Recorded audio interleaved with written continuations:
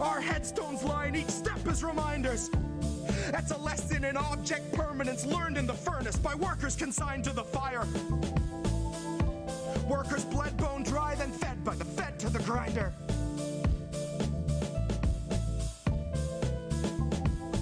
Fed by the fed to the grinder.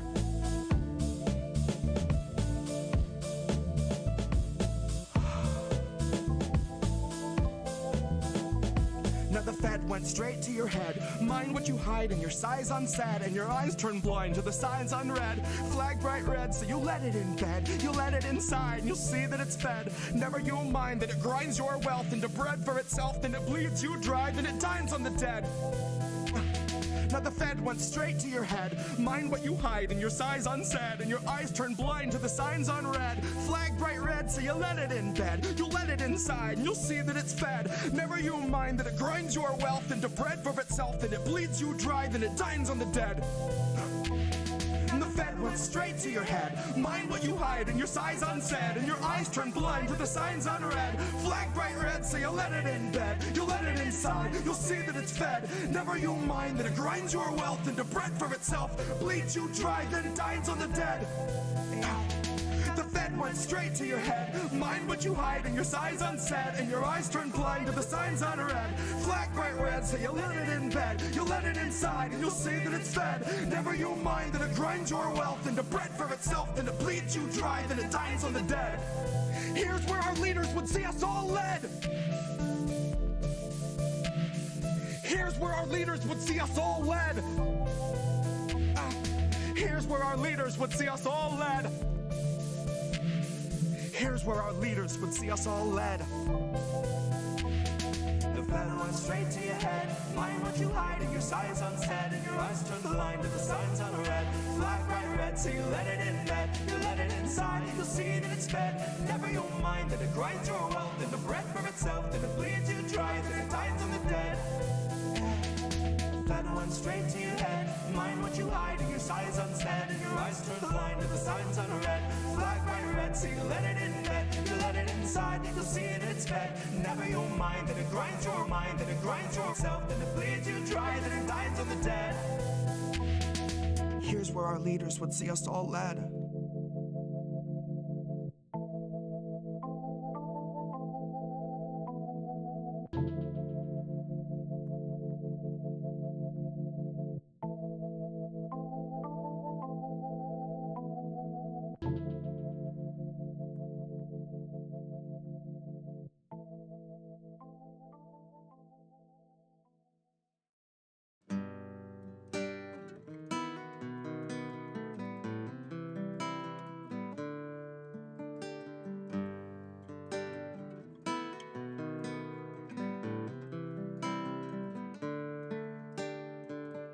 They'll gladly pay you by the hour for a minute or so, so you can sign off on the towers where they'll piss on your home.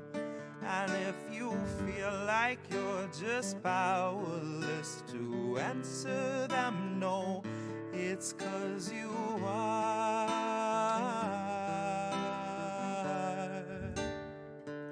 They'll gladly pay you by the hour for a minute or so, so you can sign off on the towers where they'll piss on your home. And if you feel like you're just powerless to answer them no, it's 'cause you are. It's 'cause you are.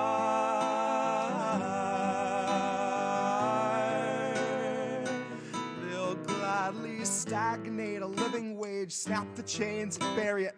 Labor slaves in rusty cages dragged behind a chariot, led by Mr. Racial Jungle, Joseph or Iscariot, fighting over scraps as they barrage us all with variants and BuzzFeed clickbait, straight until we're paralyzed, trying to distract us from the concentration camps that Joe had swore he'd close but only chose to amplify, where they got 50-something kids in cages made for 5 to occupy.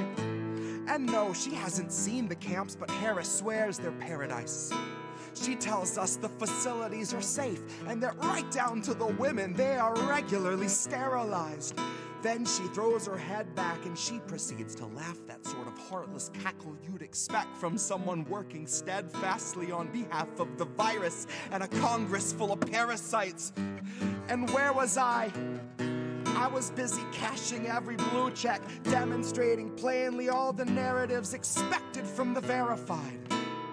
I was busy breeding verbal leeches by the terabyte. Train them to exsanguinate the wealthy while they sleep at night. Bleed the oil barons dry and barren. Say they showed us how to share and now we share alike. Tell them I contracted rabies from a feral mic. Now I'm just another species losing sleep to noise pollution and these glaring lights. Forced to change its habits and adapt to just survive. Now it's safe to say that some of us are thriving in the moment, throwing shit on presidential homes beneath the Paris skies. So if you feel like you're just powerless, I guess you bought the lie. But I can tell they're petrified of our collective might, 'cause I can hear those gentrifiers weeping at the sight of our collective rights. And I only can imagine the intensifying fear of knowing revolution's near. And all that's left to do is simply wallow in the thick anticipation of a rabid bite. And baby, one day you can ask your leaders just what that was like before you grab a slice. So if you think you're powerless, allow me now to change your mind. Honey, if you think you're powerless, allow me now to change your mind. See, they'll pay you hourly, tax them each apart, and build a shining tower out of loopholes and cards, and tell you that you're powerless to keep you in the dark because you aren't, because we aren't. You see, they'll pay you hourly, tax them each apart, and make you build a shining tower out of loopholes and cards, where they'll tell you that you're powerless to keep you in.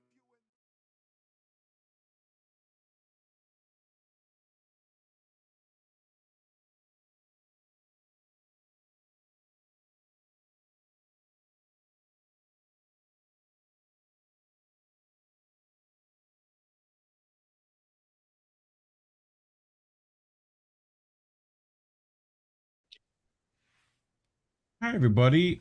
Look at that. You get to see this. Except now it's right. Look at that. No, there's Care Bear hiding behind me. Why were you hiding back there? It's INN News, everybody. Where we just barely put things together with duct tape and bubble gum and eventually get things on screen. Of course, this had to happen. This OBS crashing minutes before we had to go live. So like, I feel for when it's a Jimmy Dore like premium membership stream where, you know, a bunch of people have paid to get in and then their stuff crashes. That's the worst. But anyway, we're here with the lovely Jose Vega himself, as well as my co-host Collin Radix-Carter, on another lovely Wednesday. So yeah, I see people are in the chat already. Yeah. Nice to see you. So yeah, Jose, thank you for being on, and being here on our 50th. So pleasure talking to you finally. But yeah, we definitely have. Actually, we're glad you're here because we have wanted to talk to you for a while. So very excited that you're here. Good. But I saved all my my juicy insider stuff for you guys. So great. I can tell you guys all the stuff I haven't told other people. So awesome. As long as you don't yell at me that we're gonna die, you know, like and sure. Get dragged off. Like I'll have security take you out, Jose. You know? Oh no. Yeah, but the remove button on Zoom. Yeah. We brought some stories for you to cover, so two of them we show those. Yeah, so two of them you're going to be very familiar with, and since obviously we're going to play to you, we actually want to use this opportunity to talk to you about these things. So so I know this is kind of, you know, a lot of other channels have talked about it, but we know you, obviously you've confronted Hakeem Jefferies twice, technically, as well as Jamal Bowman and AOC And most recently, you had a comrade, a couple of them confront Rashida Tlaib. So wanted to talk to you about that more, especially since that's the newest one, as well as any updates regarding, what's happened to you, which I think a lot of people know, but, just kind of moving forward, if you can share what your plans in terms of, confronting our politicians and trying to reveal the truth, in light of all the gaslighting and, all the shenanigans that they're trying to pull. So definitely want to hear your opinion on that. And then we had to do it, unfortunately. We didn't particularly want to do it. Blame me. But are you in a cult? Is it a cult? Yes. Why do they think it's a cult? Yes, it's a cult. Every Wednesday we read Shakespeare together, and we that's our cult. My captain. Pretty much. That would be exciting to talk about. You can ask me anything, and if I don't know the answer, I'll just tell you I don't know. But I don't care. People, that's actually, I wish more people asked me about it, because I think a lot of people kind of dance around it. They're like, they try to kind of get the activism without really going into who I am, with the Rouche stuff, and like, people should know I have no problem with it. People can ask me any absurd thing they've heard, and I will be glad to clarify it. But we're getting to that later, right? Or are we getting into that now? Yeah, okay. We'll get into that. And then, okay, so we'll come back to it then. Collin wants to rant on this lady, which can't blame him. No, I didn't particularly want to, and you didn't particularly want to either. But there's some people are missing.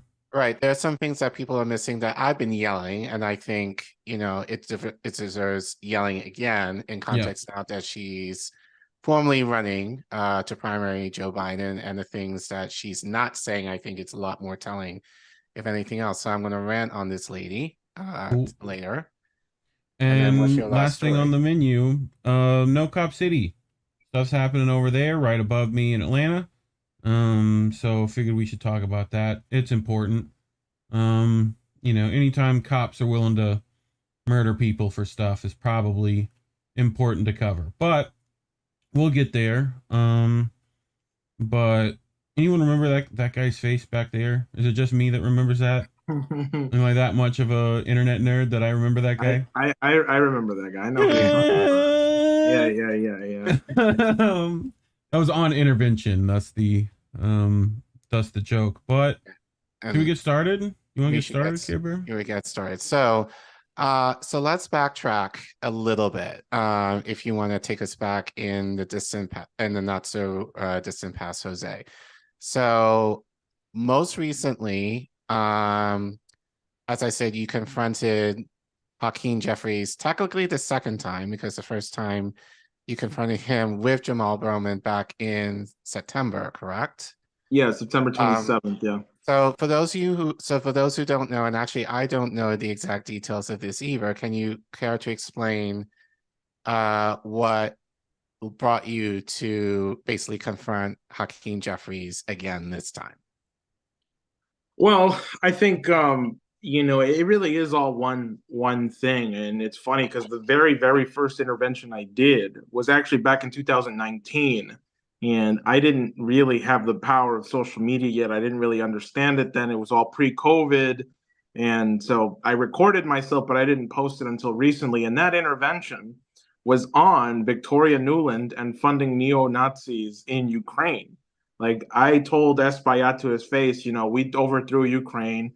This is leading us into a war, and we're funding neo-Nazis in Ukraine. So that was 2019.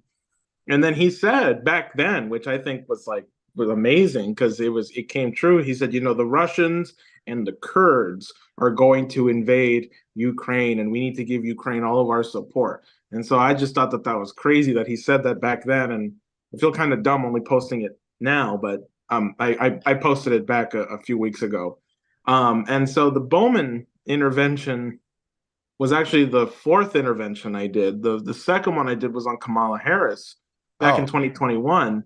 Okay. Yeah, if you Google Bronx heckler or Harris heckler, Bronx Harris heckler, you'll see articles of me come up, and that's my cover. So on Twitter, you see me with the mask and going like this, and you see the two security guards. That was from when I took I broke in. I didn't break in. I snuck in. I didn't sneak in either to the Kamala Harris event. They had a list of names of people who were supposed to be allowed in, and I basically just kind of like walked really fast through the lady with the list, and she let me in. And that was actually that wasn't on Ukraine. That was just like, hey, you're coming here to pitch Build Back Better, but people just died here from this hurricane in New York, and you're not really doing anything to save lives. And so that's when I became known as the Harris Heckler. So I felt like Batman because nobody knew who it was. Nobody knew it was me. It was just some guy in the Bronx heckled Harris, so the Harris Heckler. Then I did Kristen Gillibrand. That was on Ukraine. That was on the kill list. The kill list where Mirat Varetz and the CCD list, the Center for Countering Disinformation. My friend Diane Sayre, who ran for Senate against Chuck Schumer, it was on that list. And so now that brings us to Bowman. I didn't really do my research too much because I didn't know Jefferies was going to be there. Right. I just got tipped off that Bowman was going to be there, and I just booked it because I had done stuff with his office, and they completely blew me off and ignored me. I made a whole thread about this after I did the AOC intervention. Like, I tried to play the game. I tried to play nice. I tried to reach their office the right way, emails, call them, have Zoom meetings with their aides and stuff, and none of it worked. So you got to escalate. So I went to Bowman, and I sat there the whole time because they said they're going to take questions. And then he said, okay, well, we're going to wrap up now. We're going to come to concluding remarks, and then we're going to, have to get going. So he says, we could do more on guns. We could do more on climate. We could do more to advance the Black cause. And then I just stand up and I just, I go off on him and I say, you're a hypocrite because you want to advance the Black cause, but, you're funding neo-Nazis in Ukraine, the same people who kill in the name of white supremacy.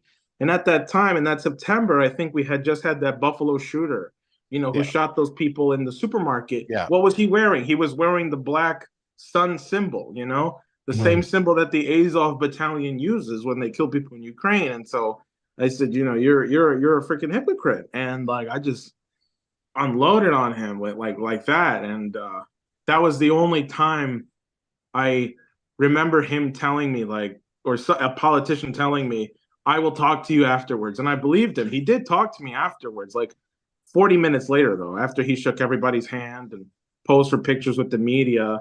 And then he came up to me very upset, say, yo, man, you could have talked to me one-on-one. He said, Mr. Bowman, And I said, no, this is a town hall. Your constituents need to know the truth. And by the way, as I was sitting in the back waiting for him to talk to me, some people came up to me and I'm a city councilwoman. I didn't know we were, doing this. And I'm really happy you spoke up and said that. Yeah. And so I was very happy about that people didn't know this, and you got to make them aware of this. And so I just, And so I said, okay, anyway, what are we going to do about the Nazis in Ukraine? And he said, we're going to continue to do the work on what we came to do, on what we're going to do. And he just walked away from me. With the macro and the micro. And I think I first met you on a Action for Assange stream, I think a long time ago. Could be. Vaguely. But I know you've worked with INN member Lucy before, doing some stuff. She brilliantly decided to ask AOC stuff in Spanish. Very choice. Yeah. And I know Collin can sympathize with what you do as well, since he was the AOC heckler for forever. You were asked about the 10%, weren't you? Yeah, so 2019 when they did that that staged for the eviction moratorium, right? The housing moratorium in DC. I'm based in DC. Another commentator, Franco Analysis, when they were wrapping up, asked AOC, so what are you going to do regarding are you going to give full rent mortgage forgiveness or whatever? And AOC kind of blew her off.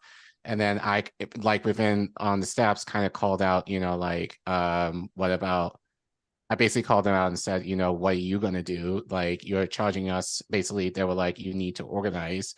And I was like, so what are you guys going to do? Like, you're charging us, so what are you going to have? And then she went into her thing, and then they kind of realized, oh, oh shit, like we have to end it. So Corey was basically like, okay, we're going to turn on the music now, and they drowned me and Franco out. So that's kind of like my but you got to see their cute dance moves.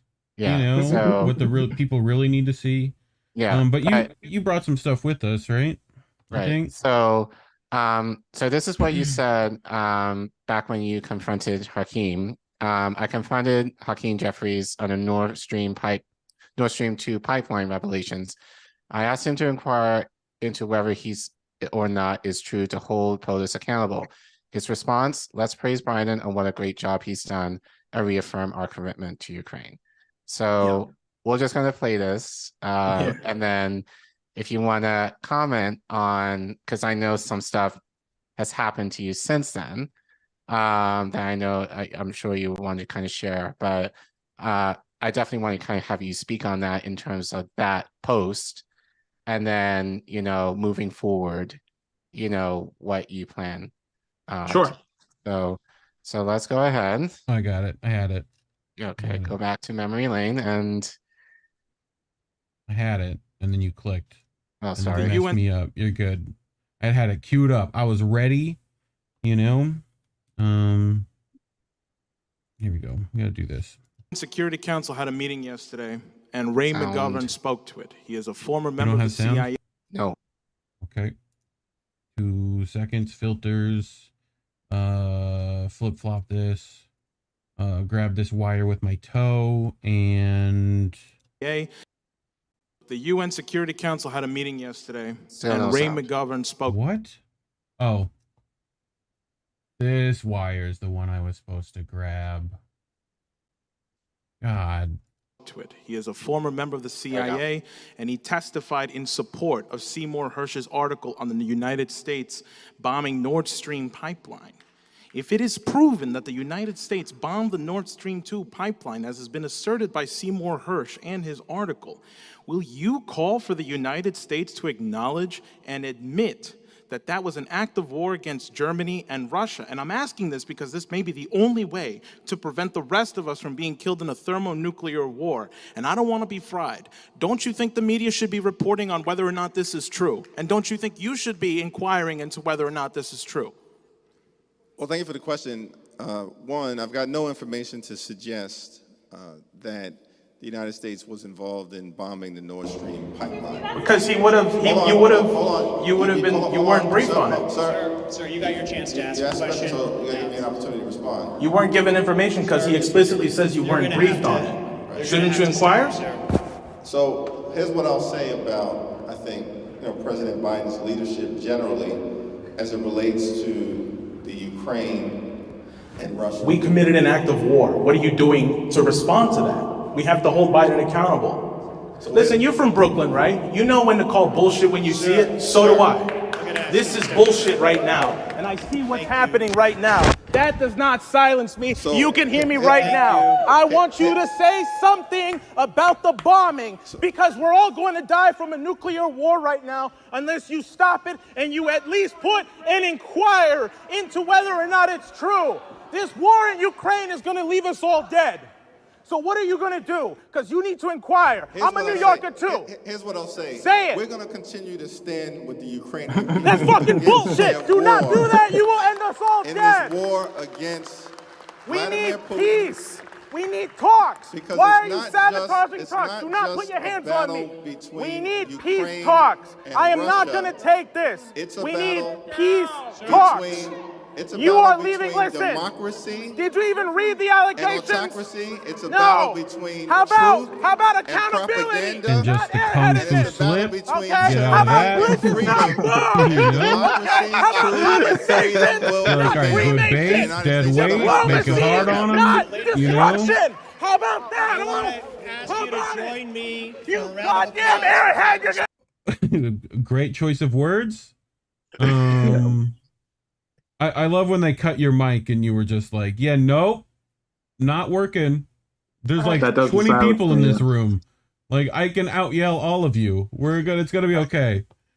Like, Yeah. I think so, you know, that intervention is probably the last one I'll do for a minute, because Yeah. I'm working with some people on doing some Zoom classes. I just wrote a guide with the help of some people, an interventionist guide, right? It's like an in-depth, like if you're by yourself, if you're with a friend, if you have two or more people with you, right? What to make sure, how to find these events, like, and we're going to now do some Zoom classes, which I will announce hopefully on a very big show, you know, also an alternative media show. I can't say the name yet, but I'm confirmed to be on Friday, and people can take their nice. guesses, but I won't confirm who it is just yet. Okay. But Get I'll me in announce touch the class. with that. I'll help you do that kind of stuff too, because I got some tricks for Yeah, Zoom as well. So, you know, like good. recording it, that kind of stuff, all useful. Yeah. So So but I'm sorry, go on.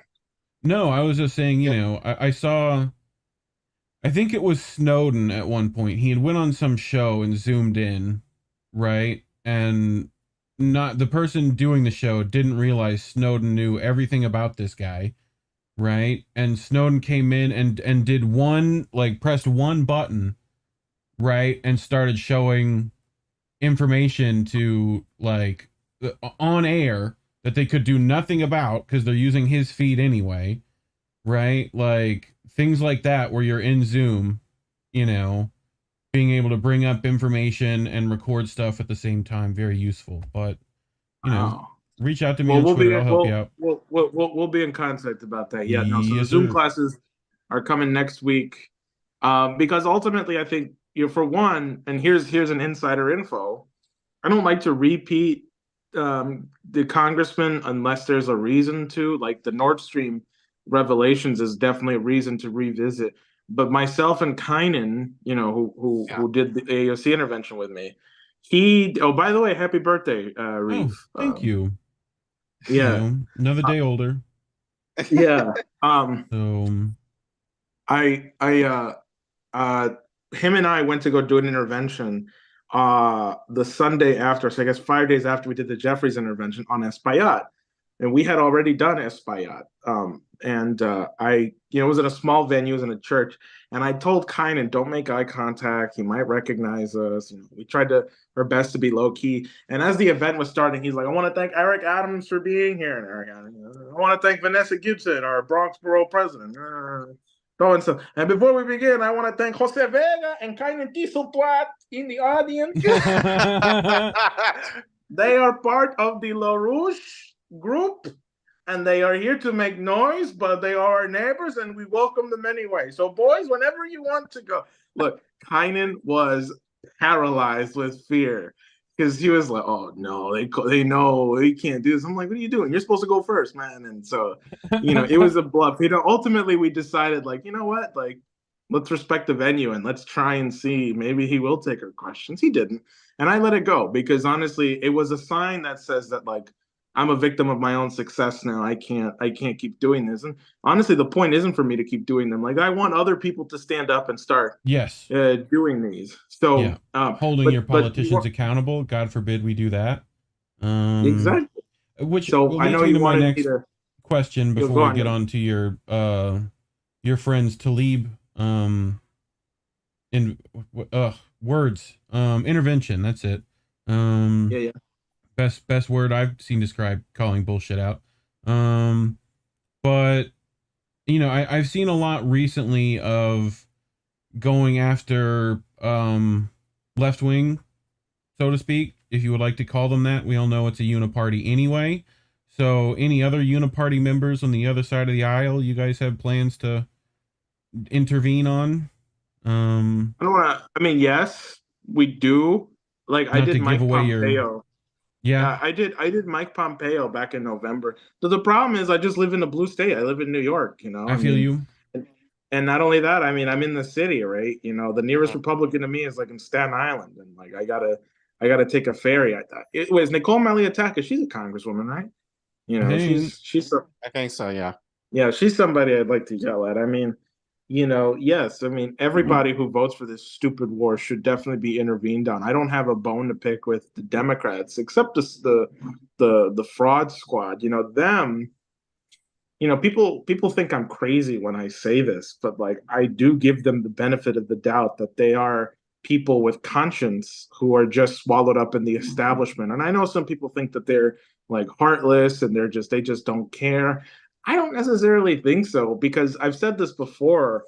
AOC and Bowman and Ilhan Omar and Rashida Tlaib, I'm sure they had the same fiery spirit that we all have right now. And when they got into the political game and they went into the Democratic Party machine, they learned they had to make some sacrifices. They had to sacrifice principles and dignity. Yeah, they got their mind right. In order to get what they want. Like, oh, just play the game a little bit and then you'll get what you want. And not only that, but they get classified briefings on all sorts of things. And so they're like, why the hell would I listen to my constituents when I've got experts and people giving me classified briefings on a whole bunch of information? Like, I know things that the public doesn't know. Therefore, like, I know way more than my constituents do, and they will never understand the decisions, why I make the decisions I make. And like the Medicare for All vote, like, not to switch too much, but they didn't want to do that House Speaker, like withhold Nancy. Yeah, they didn't want to play until the they game. can get right, because they said, well, even if we force the vote, it's not going to pass anyway. It's like, well, at least we'll know where people stand. Like what Matt Gaetz did with the Syria resolution today. Like, even he said it's probably going to fail, but I'm bringing it because I need people to know where their congressman stands on having our troops in Syria, and we need to hold them accountable. We need to know where they stand. Like, that's a great idea. That's a great strategy, right? Because even if people who say, like Nancy Pelosi, who's saying she was for Medicare for All, if she said votes no on it, that's a big deal, right? Well, like, I think what you guys show, partially, I don't think a lot of those, the squad has been asked those difficult questions, for one, and thank you for being one of the members doing that. Two, it's one of those things that shows that, like, the constant naivety, right? Like, eventually that's malice, when it's brought up, things are not done the correct way, right? Their constituency is still not the focus of their electoral duties, then, at some point they're the same as the rest of them, in my opinion, Yeah. and I'm not the only one, you've heard this before. But you had some of your friends talk to Rashida Tlaib recently, yes? Well, before that, though, I just wanted to address the whole security and the Capitol Police calling me. Please. Yeah, Because, please do. yeah. So I got a call from Capitol Police. Forget when it was. I think it was I don't know, it's been a week now. I think it was the 27th of February. Something like that. I guess it's been 9 days, maybe. And like, I did record some of the conversation, but I didn't want to. I did post it, but then like I took it down because I spoke with some people and they told me, they weren't sure about the legality of it, whether or not it's okay to post a recording like that, because this is a federal officer. So, I ultimately didn't want to give the opposition any legal ammunition to go after me. So I took that down. But I mean, the lady was courteous at first, which like I find is like their tactic, right? To kind of like be soft and sweet with you. So like, I'm somebody you can trust. Don't worry, sugar. But she was asking me questions like, well, am I going to do this again? Am I going to go see Jefferies again? What would have happened if I wasn't escorted away? And like, I just basically told her this is all nonviolent, exclusively nonviolent, and that's pretty much all I'm going to say. And going forward, like, I mean, I'm just too damn high profile. I'm sure they've got a picture of me at every Democratic person town hall. Watch out for this guy. We legally can't kick him out, but just be ready to move him if needed, right? And so I think it just speaks for the urgency for other people to do this. And also, I mean, I lost my job, which, like, to be fair, like, I was in between jobs and I was scheduled to start training on the new job the next day after, or a couple days after I did the Hakeem Jefferies intervention. And then I just got an email basically saying there's a conflict of interest and we can't have you on board anymore. And like, I can't say too much, but I later found out that some of their clients are people like Richie Torres. And, and Aspaya, and so let me guess, you signed NDAs. Okay, enough said. Cool, but that's public. Like their client list is public. Anyway, I don't want to say the name of who it was or what it was. So yeah, but it rhymes with. No, I'm joking. but here is Citizen Free Press shouting you guys out. Rashida Tlaib confronted at University of Michigan over her pro-war stance on Ukraine. Citizens asked how she could talk about the Detroit water crisis when she's given over 100 billion to Ukraine, right? Yeah. So can you set this up, Jose? Like, what happened here? Like, and who was this? So I get the call that my friends are gonna go do this, and like we always discuss beforehand what should be brought up and stuff. And what it was happening there was she was going to, I think it was Michigan State University, with this guy named Abdul Sayed, or Dr. Abdul Sayed. Dr. Sayed, yes. Yeah, and a state representative, I think it was like a state senator or somebody, Lily Chang or something like that is her name. And they were there to talk about environmental justice. Right. And the questions, the Q&A period, well, it was all written down. All the questions are written down. And so in my guide, I talk about how to deal with dishonest Q&As, as I label them, right? So some Q&As at town halls, you get to write down your question, and then the staff will select it and give the best ones to the congressman. That was the case here. And so my friends waited till it was the last question. So in the beginning of the video, and I edited it. So I made sure you get the part where the moderator says, okay, we're now going to go to our last question. At that point, my friend Stuart stands up, right? Because you also kind of want to be respectful of the event if you can be, because there's an off chance they might take your question. But he did the right thing. He waited till the last question. That's when you stand up and interrupt. And then that's when you see the events of the video. Okay. Y'all ready? All right. 3, 2, 1. All right, so this is the last question. That's not how we're doing questions. Nope. Any place that you could get more money for the Wayne County region, that it would come from the $100 billion that we've sent to, over $100 billion to Ukraine to fight a war, which I can't imagine, if we're talking about moneyed interests and talking about big lobbying groups, that there wouldn't be more of an effort to go after that. Further, the revelations recently over the Nord Stream pipeline explosion from Seymour Hersh, which point to the very clear evidence that it was the United States that did the bombing, I think is a very important thing to identify, because you, Congresswoman, have not voted against the funding of Ukraine. And it puts to the lie the whole notion of the rules-based. It's an important question. Let me finish. I know what it is. And so my question is, if write it down. If we're promoting this idea of the rules-based order, yet we proceed to blow up pipelines, including in allied Germany, then will you continue to go along with this lie? Do you want to? Baby, thank you. We really appreciate the input, and thank you for your care and consideration. We have a process that we've been following. I think your question is a very important one. It's not really the space. Why is Kirkland Brand the Rock trying to dictate what's happening here? Yeah, he's playing Captain Save a Politician, because basically, I zoomed in on his face. You can faintly hear it, but he puts the mic down. He says, "Do you want to answer this question?" And then she loudly says, "No." So then he says, "Okay, we're gonna move on here." He's like really trying to get him to stop, right? And anyway, yeah. Right, it's kind of out of context. There are a lot of important questions. How is it out of context, for one? No, sir. No, sir. I'm not trying to answer all of them here. So we're talking about specifically environmental justice, specifically in this region. Really appreciate your question. You mean a exploded pipeline isn't an environmental problem, let alone nuclear war problem in the last century, really? Like yes. Yeah, like literally natural gas was spilling into the ocean, but okay. Question, and I appreciate your care on the issue. We're not actually going to take it because there was a whole process here that we'd really appreciate you respect it. So thank you for your question. Well, I don't respect it. So now what? Yeah.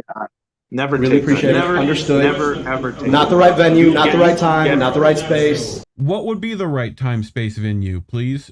We'll be there. There isn't one. Like, like we'll schedule that one. Thank you so much. All right, next question. So this is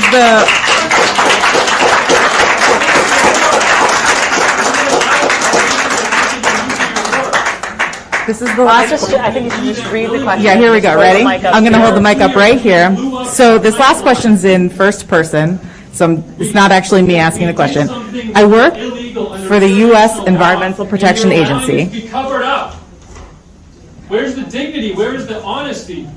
Where are you going to tell the truth? This is a lie that you're allowing to continue to be told at the expense of your own constituency. Think of the $100 billion that could be going to Detroit, could be going to Dearborn. I tried to say it kindly. You're blowing up things around the world and walking us into nuclear war. So here, I'm just like, so everybody focus on me. Focus on me. All right? I want to say something here. There's a world in which sometimes people with great intentions miss the mark on the folks to whom they should be aiming those great intentions. I'll be honest with you. Huh? What?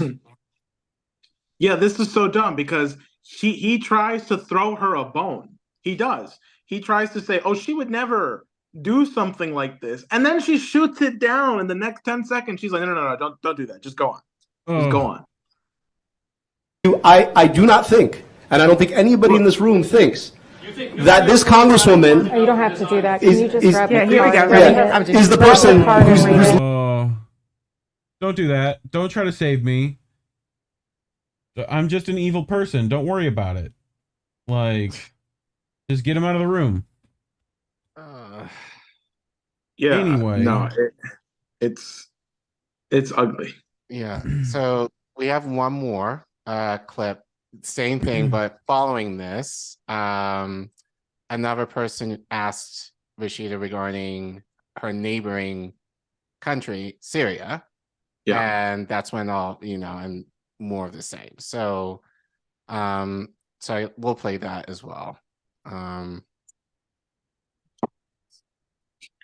What? Yeah. Yeah, I was getting there. Oh, yeah. Congresswoman Tlaib, I need to know, will you support Representative Gates' resolution to pull troops out of Syria? These wars are going to get us killed. We are forcing the Syrians into massive starvation. This is not something to ignore. The bill is going to be voted on Wednesday. Why are people ignoring this? People are dying in your name. You are my representative, Representative Tlaib. I demand an answer to this resolution. I'm going to call your office. I'm going to be at your office. We need to pull our troops out of Syria. We need to stop the sanctions on these wars. The United States would invade Syria in the northern part. Northern Syria is the breadbasket of the entire country. That's where the wheat is grown, and it also is the primary source of oil for heating and for transportation. We had two objectives in seizing the north. The first was to impose widespread famine on the entire country, to create starvation, to create childhood malnutrition. The other objective was to freeze to death the Syrian people, particularly the elderly people who were more vulnerable to being exposed, with all of the buildings having been blown down by American weapons throughout this 11-year war.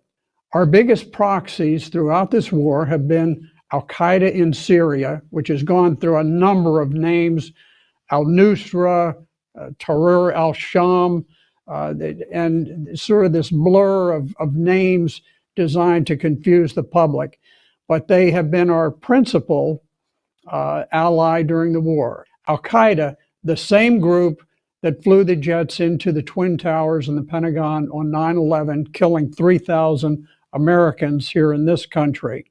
These were the groups that we now allied ourselves with just 10 years after 9/11. The doctrine of horror was so grisly and so barbaric. There was no crime that was too hideous for us to support. Our ultimate goal throughout this was to create a neo-colonial empire with the United States at its head, in which we could control all of the oil and gas resources of the Middle East.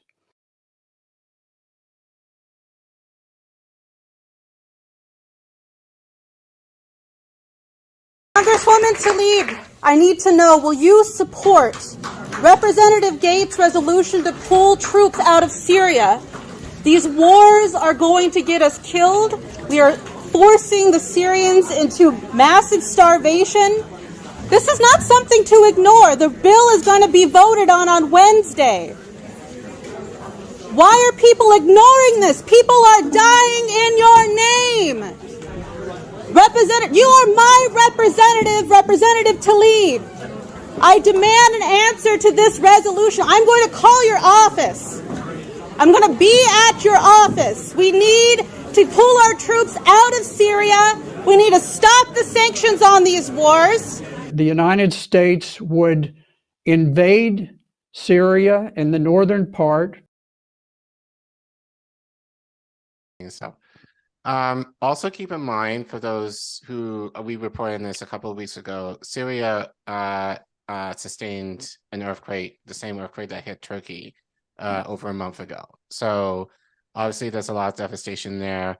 Obviously with the sanctions, like people can't eat, basically. So the idea, like, they have to deal with these sanctions. There's a possibility of war on top of an earthquake that's decimating the country.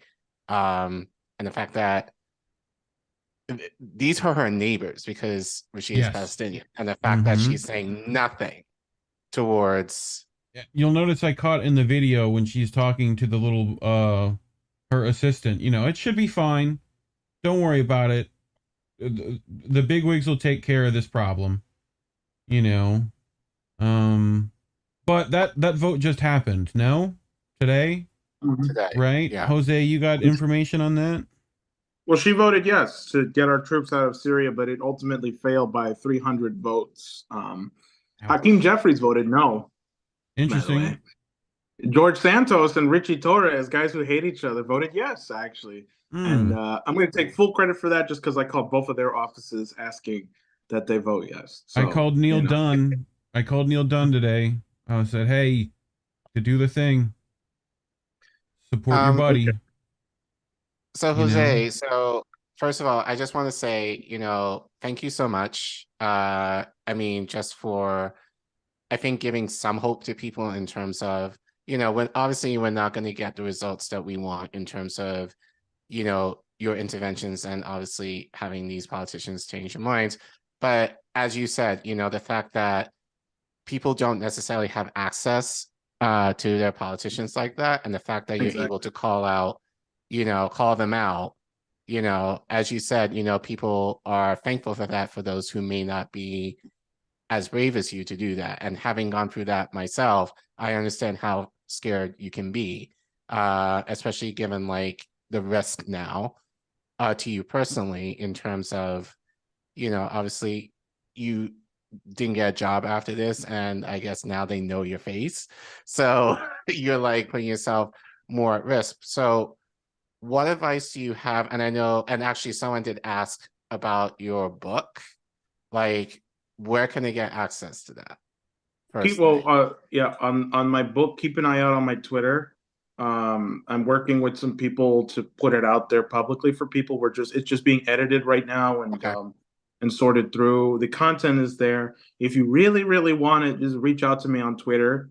I think my handle is on my name. Yeah, Yep. we No, have your and- we have your Twitter in the description on this. I so- will, as yeah, well. reach out to me on Twitter. I will peruse your Twitter I will see if you've made fun of Marianne Wilson, and if you have, then I'll let you peek at it. Right. So generally, for people who want to do this, what you're doing, if they ever have the opportunity, whether it's not even just federal politicians, but anyone on a local level as well, what advice do you have, like, just very generally, what advice would you give to people who want to do this, but maybe nerves or whatever?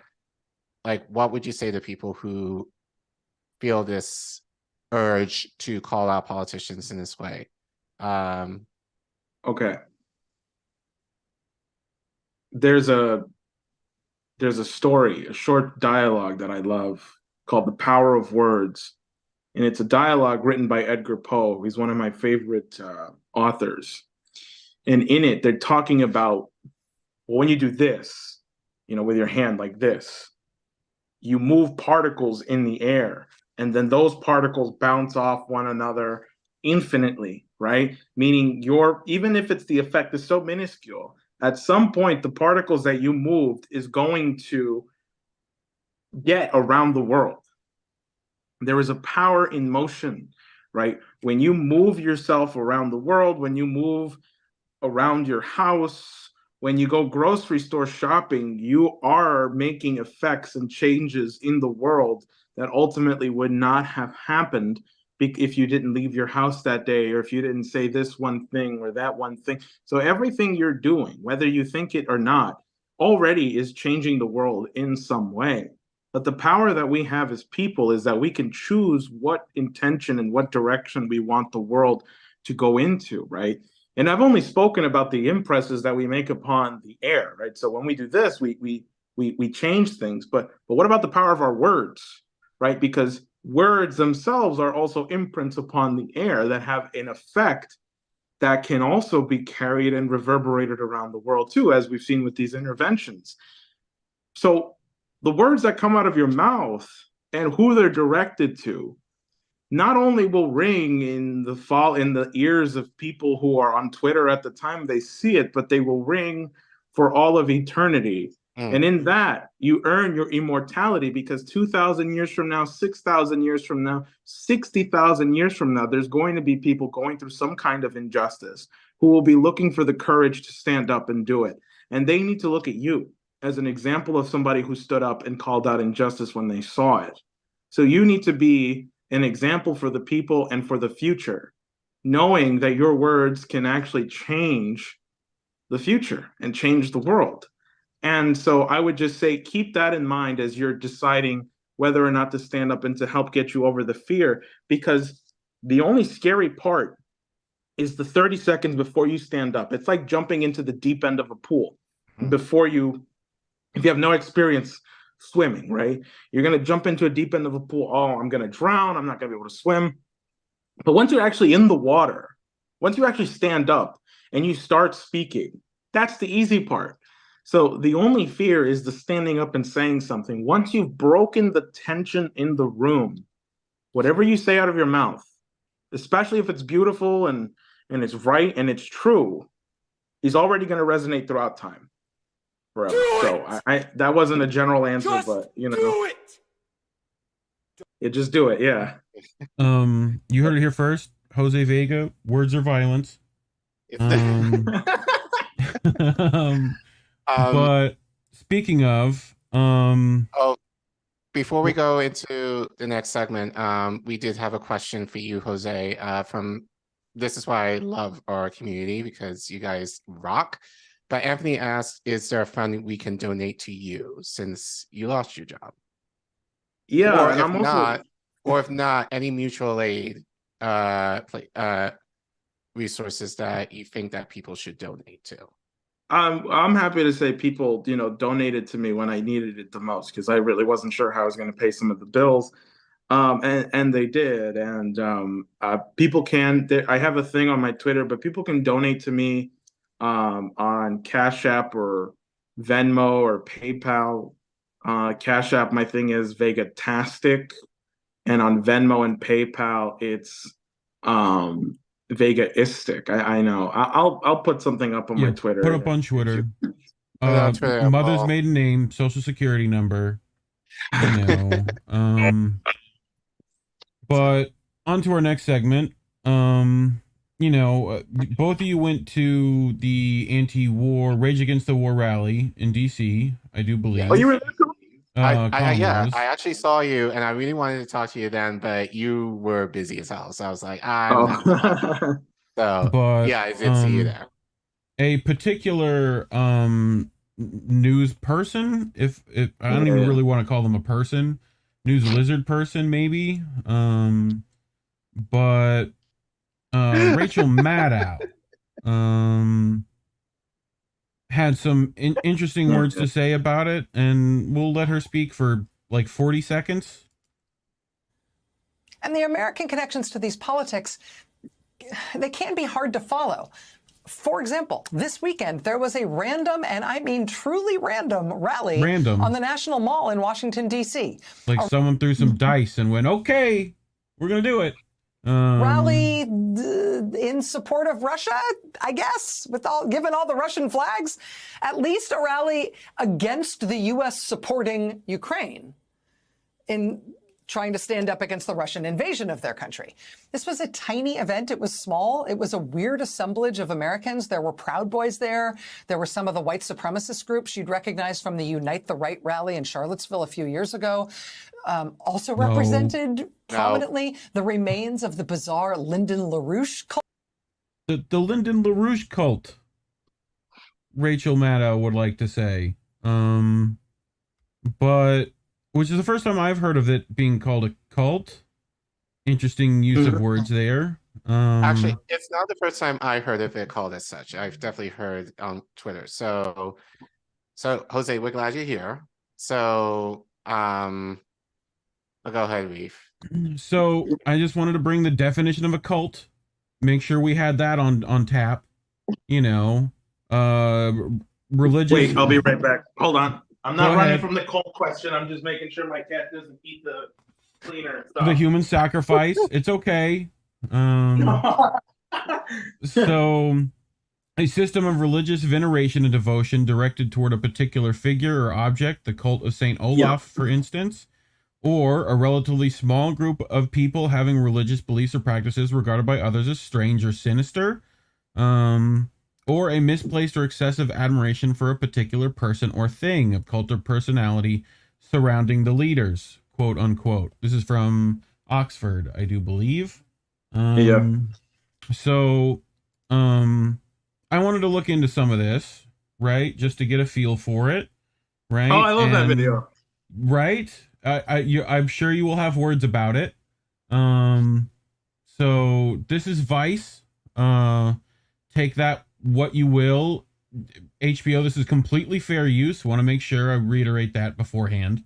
We'll be commenting on it, so it is fair use. It's got tickers over it. Artistically different, distinctly legally different now.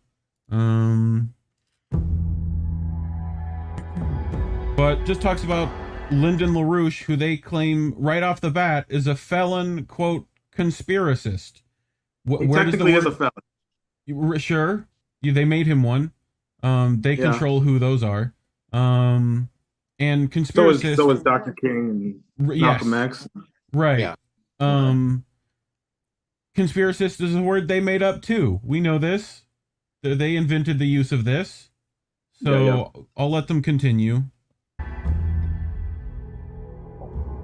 Rumors began swirling last night that American agitator Lyndon LaRouche had passed away at age 96. That it was a rumor was fitting. Now, every time we make fun of a politician after a death, all these same people are like, how dare you? You know, yet it's literally... Because since the 1960s, like, LaRouche has been a pioneer of the conspiracy theory. LaRouche, whose political following bordered on a cult, ran for president 8 times, in between which he served prison time on federal mail fraud charges. His campaigns never had a shot at legitimacy. Mondale is not simply a KGB agent in the ordinary sense, of course. Mondale is jointly owned by the left wing of the Socialist International and the grain cartel interests. But they did cement LaRouche's role as the They should have kept playing that clip. It's funny because he says something like, if they told him to mop the floor with his tongue, he would. Right. Something like that about Mondale. Yeah, anyway. Sorry. This is Al Franken. Al Franken. Who the Democrats had to throw away. Al Franken. Right. definition of the lunatic fringe in American politics. Bush, a former member of the Satanic Trilateral Commission, is a known co-conspirator of the homosexual child molester Henry Kissinger.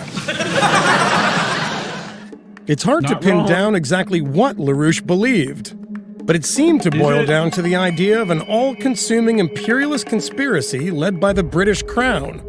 According to LaRouche's sprawling theory, the Queen is bent on reducing the global population. As part of that dark plot, she orchestrated 9/11 through her Saudi proxies. LaRouche never managed to have an impact on American policy. No, but except you've made a 3-minute and 8-second fucking video, Vice? Jesus also, Christ. That's not true. If you look up the Reagan Strategic Defense Initiative, now dubbed the Star Wars speech, that was written by Lynn himself. Also, literally the WEF has now taken the mantle of what he said the Queen was doing. So the Rothschilds are close enough. They got their own palaces. Like, he's in the ballpark. Like, legacy lives on in the generation of semi-messianic conspiracy theorists who seem to have fashioned themselves in his image. Hey, if we could just get the green movement and the unions and the social justice people together, we could control the world. People. Yes, actually. In fact, Glenn, what is this? Wonder how someone like Alex Jones can get away with saying that Sandy Hook never happened. They had the kids going in circles in and out of the building as a photo op. But it was LaRouche who proved that if you're emphatic enough, often enough, someone will start to believe you. LaRouche made his 2004 campaign his last. But lately his name has started to filter back into the news. The Steele dossier suggested that the Kremlin invited a LaRouche, which we know was false. We know was false, yeah. Delegation to Moscow to enlist its help in spreading misinformation in 2016. And LaRouche himself had a friend in Trump world. I am very familiar with the extraordinary and prophetic thinking. Do you remember how Roger Stone did Julian Assange and Randy Credico? Is anyone remember that? That didn't actually happen? I didn't know that. Maybe I'm wrong. Did he really? I might be thinking of someone else. I know Roger's in favor of Julian Assange getting out. I think I spoke to him about that once. Yeah, he was an advisor. Like, the LaRouche movement is now railing against impeaching Trump, in part because of a common enemy. Robert Mueller, the man going after the president, is the same Robert Mueller who, as a young federal prosecutor, put Lyndon LaRouche in prison, under orders from the Queen, of course. From Bush, but yeah. Same difference? Yeah, well, I'm really glad you brought that up, actually. That because what they did to character assassinate Lynn, I call him Lynn just because it's easier that way when we refer to him. Lyndon LaRouche gets kind of long and overdone, but imagine if, look at how they, sorry about that. You can still hear me, right? You can still yes, okay, yeah. So imagine how if that Rage Against the War Machine protest happened in the mid-'80s, right? And then let's say they threw the organizers in jail, and the only thing the mainstream American news media watchers knew was that mad out coverage, right?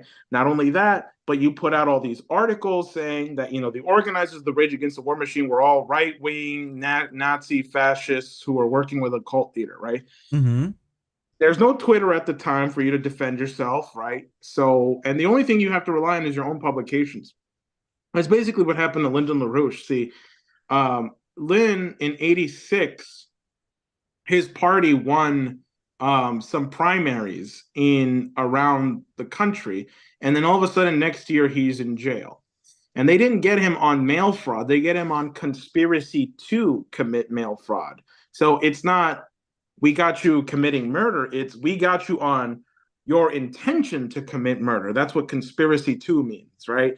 So, you know, and they can make that up on anyone. And here's the thing, right? That trial had to be redone, I think, 3 times or 2 times because they both went to mistrial. The first time it went to mistrial was because they got the judge to agree to open up a safe by George H. Bush, which contained a letter in it that straight up said, oh yeah, no, we're going to go after Lyndon LaRouche and try and get him in jail. And after that happened, all of a sudden there was a mistrial declared. Then it happened again. And the jury said, if there wasn't a mistrial, we would have voted for not guilty for Lyndon LaRouche, right? Then the third time it had to go into this place called Virginia called the Rocket Docket, where the judge basically just says this or this. And the judge was totally bought for, and so they put Lyndon LaRouche in jail for like about 5 years. You mean our justice system is rigged? You mean... God. But not only that, they put my friend too. His name is Mike Billington. There we go. Mike Billington got 78 years. Okay. This is a non-violent offense. Conspiracy to commit mail fraud, right? He got 78 years. Now, thankfully, he only served 5 of those years, and then he was let out on, I think, parole. But who the hell, right? No matter what you think about whatever these people, right? Who the hell gets 78 years on a non-violent crime, right? And it wasn't even on anything crazy, right? Like, why the hell would anybody ever get a sentence that big? And so,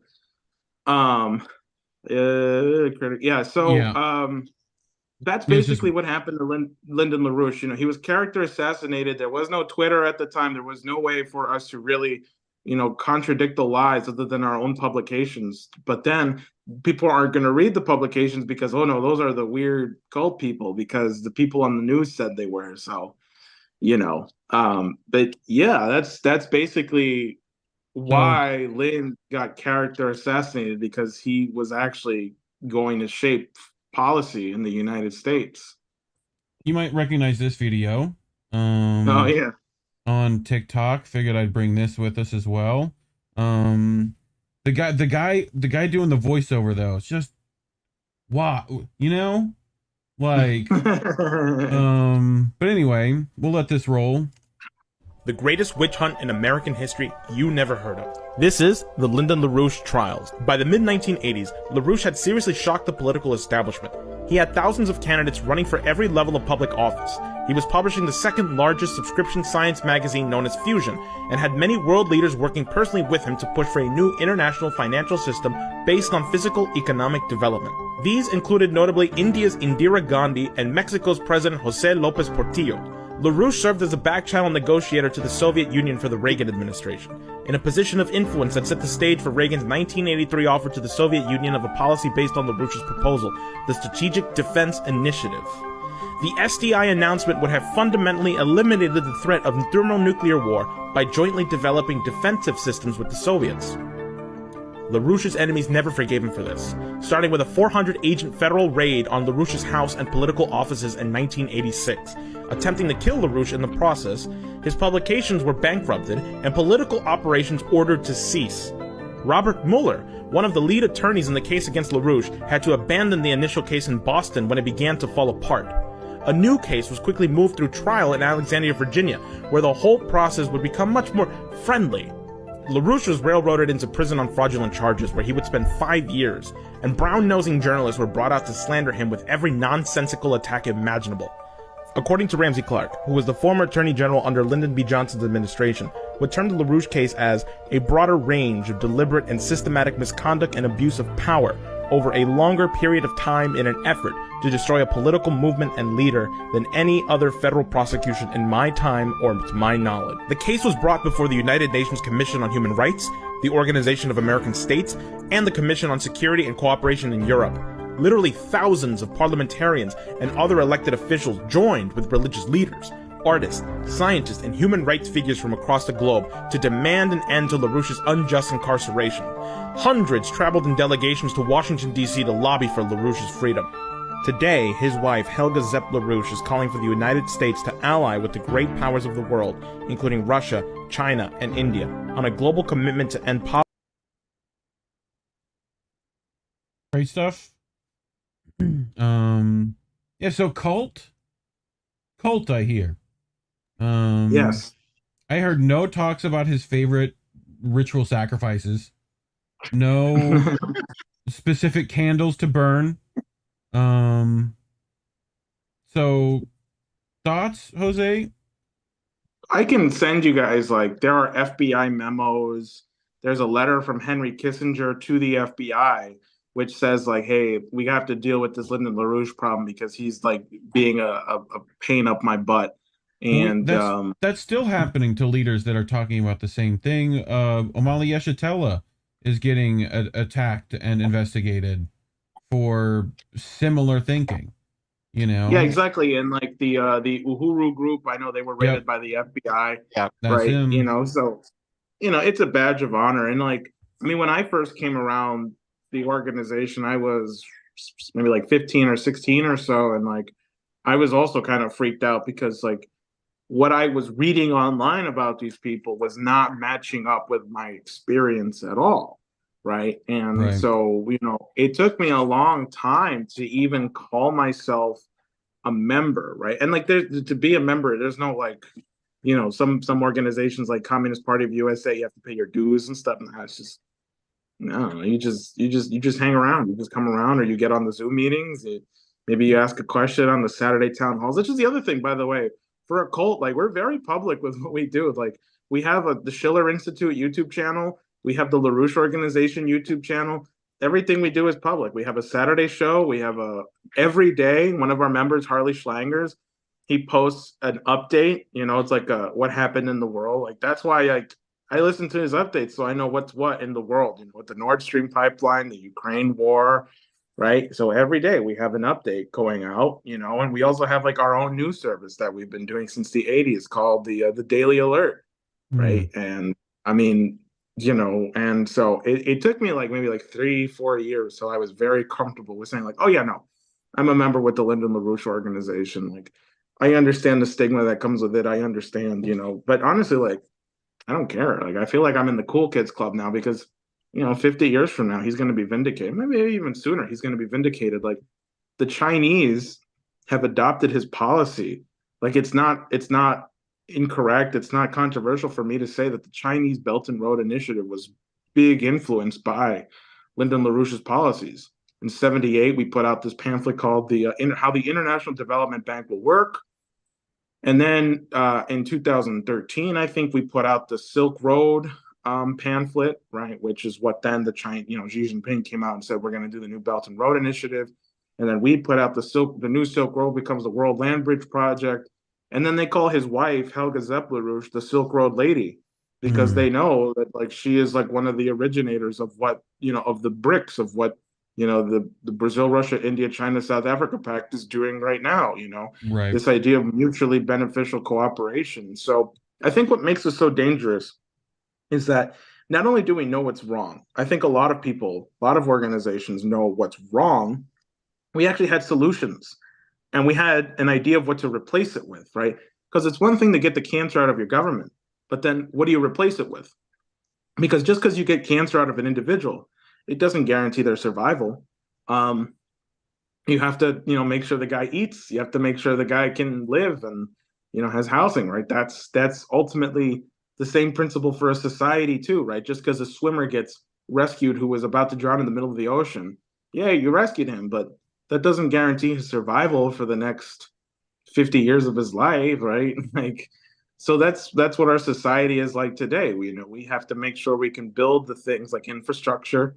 We have to make sure that our kids can get educated, and we can make sure that we have the right culture and policies in place so that our society can thrive and survive, not just for the next 50 years, but for the next 500 years. Well, what I say, just for marketing's sake, right? It's real in right now. I say you lean into the cult thing. You guys get cool robes, right? We should get some merch, right? Robes with his picture on it, right? Yeah, exactly. Like with the rope belt, like, because that's chic. Oh, I should. I went to the Renaissance Fair last year, and like I dressed up as a scribe or a monk, like an old century Right? monk. Yeah, go for the old school cultist black robe, masks. You gotta have a mask. They might let you like use the space at Bohemian Grove if you ask them nicely. Oh, you mean the real cultists? Yeah. Yes, the and the Skull and Bones Club might show up. Like, I mean, Yeah, exactly. if we're gonna call people cultists, might invite all the cults. You know, Scientology can come over. You know, it'll be fun. Like Tom Cruise is a real entertaining guy. I don't know if you guys know this, but we should get him. Oh, that's gonna be, people are gonna be so upset about that. Someone equally as crazy though as Tom Cruise, this lady, Care Bear. You wanted to talk about her. Yeah, we do. But before we do that, guys, please make sure, thank you guys for watching and, you know, doing the thing. We got a super chat. Yeah, so this is from our boy, Anthony Malecki, who said, keep it up, Jose. Thanks for the dive into LaRouche that no one else did. So Okay. yeah. Appreciate But you. kind of Yeah. The only other homies who've ever brought it up was the people at Due Dissidence, and they were cool about it too. You know, like they. Yeah. I remember my friend at Due Dissidence. He said, you know, they call them a cult, but Jose and Kynan are some of the clearest, most independent thinkers. And I will just say, like, I disagree with Kynan a lot on very many things. So, you know, sometimes I wish we were in a cult. So I'd be like, Kynan, just agree with me on this point. You know, like, right? You're supposed to, you know, but. Been there, dog. Yeah. That's all I'll say on that. Yeah, and people can ask me more questions if they'd like on Twitter. I'm okay. Taking it all. I think you probably need to do like a Twitter space about that or something like that. Be a good move. Oh, yeah, with some of my friends. Yeah, sure. Your That's cult a good members. idea. You got to start getting the branding right. Like you got to have a hierarchy. You know, you got to have names for underlings. It's like, dude. The merch is going to sell itself. I'm telling you right now. But anyway, Care Bear, you brought this story with us this week. You had some stuff to say on this.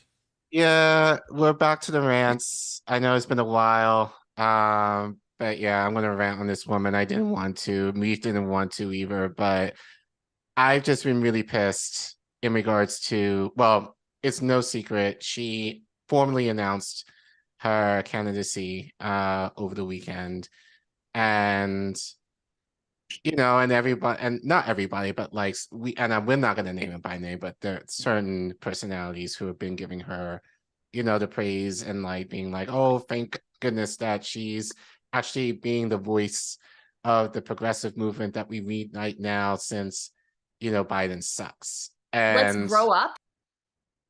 Yeah, thanks, Krystal. Mm-hmm. But I did want to mention this, and I don't believe people have covered this, or at least enough, that I do want to kind of talk about tonight in regarding to Marianne, especially given that she is been active in our spaces. She has talked to many of our colleagues in this space, and the fact that she hasn't mentioned a certain thing that I am going to get to, especially in light of the people who are in her orbit, who care about allegedly some of these progressive issues too. The fact that I'm not mentioning this with her, you know, should make you suspect. I think a lot of you here in the chat are anyway, but it should make a lot more people, you know, suspect. So unfortunately, Briahna Joy Gray, you know, who usually has good takes, didn't necessarily have a good take on this. But she said on Twitter, I believe yesterday, if not Monday, no one has to like or support Marianne, but repeatedly claiming she's been recruited is odd. Doing so deframes her run as she is the best imaginable candidate, instead of, is there any value in this candidate running? It suggests Marianne is being used to obscure some mutually exclusive alternative plan of action. There isn't one so far. I politely disagree, but we continue. Marianne simply chose to run, and the public can choose whether to support her or divest from electoralism altogether. Many people, despite their disagreements with Marianne, will find value in there being any alternative to Biden's campaign, no matter how flawed, and even if electoralism isn't their focus. No one has to give Marianne money, time, etc., but some folks will appreciate the value of having any alternative narrative to Biden's out there, and that is not the same as being some centrist. I don't understand the choice of focus here. Okay, Brie. Okay. Since you mentioned that some folks will appreciate the value of having any alternative narrative of Biden, I'm going to bring up one right now. Let's talk about Medicare for All for a second. A lot of you in the chat are very smart, and a lot of you are listening. But there's a town in Montana that I'm sure many of you have heard of that actually has as close to Medicare for All as you can possibly get in this country now. Why am I bringing this up? Because I think what is going to be mentioned here will kind of apply to Marianne's candidacy, and what she's not saying, I think, is very telling of how she is going to run in this campaign. But I think also it'll give you, I know some of you may know of Libby, Montana, may know the situation as to how they got Medicare for All, but not necessarily know the details. So I think it's worth, I think we're going to play most of this, Reef. It's about a little under 10 minutes. But yeah, so we're going to learn more about Libby, Montana, and how they managed to get Medicare for All for this town. So go ahead. This is Libby, Montana, the city of eagles, famous for, well, not much according to former Montana Senator Max Baucus. Most Montanans don't know much about Libby. Most Montanans never been there. But there is one distinguishing feature of Libby, Montana that you won't find on any welcome sign or brochure. It's the only town in America with Medicare for almost all. What does that even mean? Well, I went to Libby to find out how residents became eligible for Medicare regardless of their age, what impact government-provided healthcare coverage has had on the community, and what the rest of the country can learn from the town's experience with a single-payer healthcare system. Or as close as anything we have to it in the US. So stick around. This is The Classroom from More Perfect Union. The single payer is not going to get even to first base. The year is 2009. The Affordable Care Act is being crafted, and Senator Max Baucus emerges as one of the chief opponents of a single-payer Medicare for All system. Is Senator Baucus open to your ideas? He's not. To a single-payer idea? Not in a million years. But behind the scenes, Senator Baucus was writing a provision into the signature healthcare law that would make one tiny town in Montana the only place in the United States where every person, regardless of age, is eligible for Medicare. So the Medicare has been a godsend for me. It's helped me tremendously. It's been the best thing to happen in Libby. And none of it should have happened. I mean, this is the thing. So it finally brought some justice to people of Libby. To understand why the town needed justice, I have to rewind a few more years and give you some backstory. Libby is the site of one of the worst man-made, corporate-perpetuated environmental disasters in American history. This is how the story goes. Libby was the site of a vermiculite mine. The extracted ore, sold under the brand name Zonalite, was used for all sorts of things. What wasn't widely known for the decades the mine was in operation was that, though vermiculite itself is harmless, it was contaminated with tremolite asbestos. It was later revealed that W.R. Grace, which owned and operated the mine for decades, knew about the danger to workers. It didn't happen to us, as anyone would like to say. It was done to us. That's Gayla Benefield. She's the Aaron Brockovich of Libby. And that's her daughter, Julie Johnson. Gayla wasn't feeling well while I was in town, so I caught up with her by phone. Julie called you the Aaron Brockovich of Libby, and that is the best. Yeah, she's taller than I am. Well, then she's a domestic terrorist. The only way to describe it is it just pissed me off. Gayla's father, a miner, died from lung disease. Her mother also died from lung disease. And Gayla won one of the first wrongful death suits against Grace over her mother's death. Grace had bought the company. They bought the company with people knowing they had lung problems. They gave them chest x-rays every year to watch their lung capacity go downhill to see how long they could actually work a man up there before it showed and how long before he died. So the company knew about asbestos exposure, was monitoring the damage on workers, and instead of telling people, they just tried to figure out how much work they could take out of a man before he died. W.R. Grace closed the mine in 1990. The W.R. Grace company had a volunteer medical program, but they had a bar of getting access to care that was quite high. That's Dr. Brad Black. He helped lead the Center for Asbestos-Related Disease Clinic in town, which screens and monitors community members for, as the name suggests, asbestos-related diseases. And so a lot of people that were having significant health problems from their exposure weren't getting on the health plan. And then they turned around within 2 years and went bankrupt on us, and we were left holding the bag. I think Senator Baucus understood that before long, they're going to pull everything. There won't be anything for anybody. And that brings us back to 2009. Now is the time to deliver on health care. As senator from Montana, Baucus was aware of Libby's issues, and as chair of the Senate Committee on Finance, he had the means to do something about it. And that's where Section 10323 of the Affordable Care Act was created. It's one of those instances where you just, man, oh man, it's clear what had to be done. You just do it. You don't worry about bureaucracy. You don't worry about cost-effective analysis. You just do it because otherwise, people are going to die. Section 10323 basically gives people in Libya and the surrounding area benefits that nobody else in the country has. For one, it opens up Medicare access for those affected by the asbestos exposure, regardless of their age. And that can be a life changer for people like Julie. Julie was 46 when she was diagnosed with asbestos-related disease. She's been on Medicare through the Libya exception for about 10 years now. I had no insurance at the time. Yeah, when I got diagnosed, the only good outcome of it was, yes, I did get on Medicare. I was diagnosed with fibromyalgia in probably 2003, 2004, so I had no insurance to pay for any medications with it.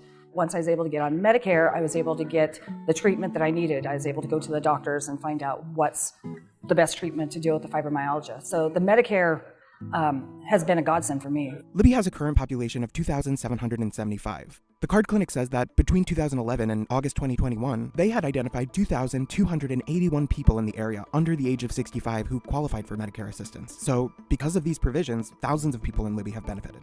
And reporting from the time makes it seem like a seamless process, despite what critics of Medicare for All would have you believe about inefficient government bureaucracy.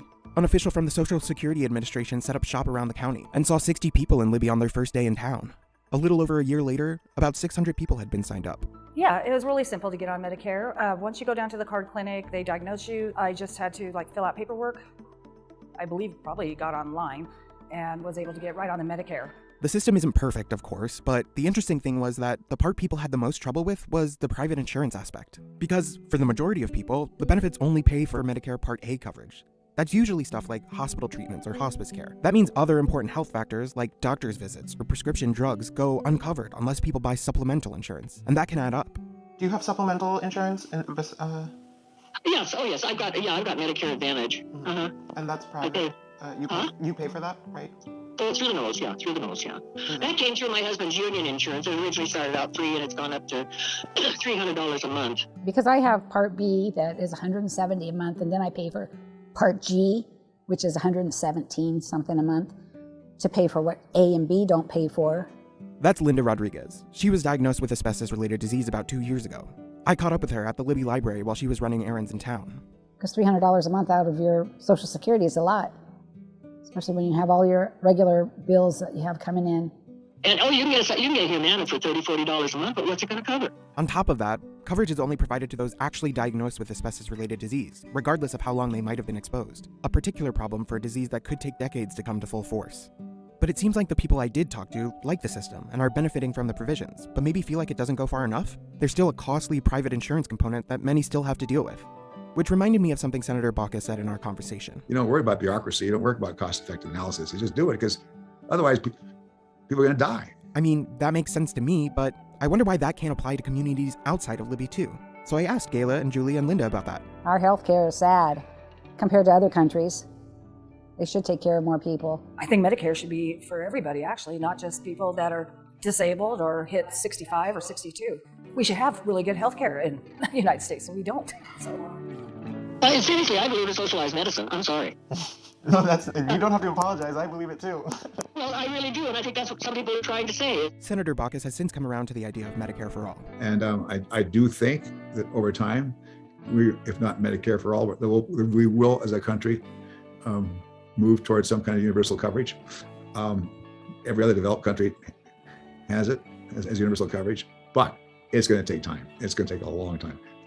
Frankly, it's taking longer than I expected. If we could guarantee healthcare to every resident of Libya dealing with a lethal environmental disaster, why can't the richest nation in the world do the same for every single person in this country dealing with a deadly pandemic on a daily basis? Gayla kind of said it better than I could. I mean, right now, the few that have insurance are just hanging on by a thread, and the ones that don't hope they don't get sick. Or they're lucky enough to get diagnosed with asbestos-related disease, so they're eligible for Medicare. Now, that's a bullshit deal, but that's basically the way the logic is here right now. Good for you, Gayla. You tell those people. God. I really appreciated the fact that these flyover state Montana people are saying the limitations of a Medicare for all system as well as the benefits. Right. And that they want more. Right. That was the consensus. Right. Anyway, continue. So I really appreciate you know, very nuanced and very, thank you, more perfect union for this. But giving a very nuanced view. Obviously, like, it's not perfect, but they say the benefits that they're getting in light of, you know, the environmental emergency that happened in the town outweighed, you know, the cons of it. And as they said, you know, it should happen more. So, Nope. and a lot of you in the chat, you guys are so smart. You already made the connections. I can't fool you. You know, a lot of you are asking, well, if Libby can't get it, why can't Palestine get it? If East Palestine can get it, why can't Flint get it?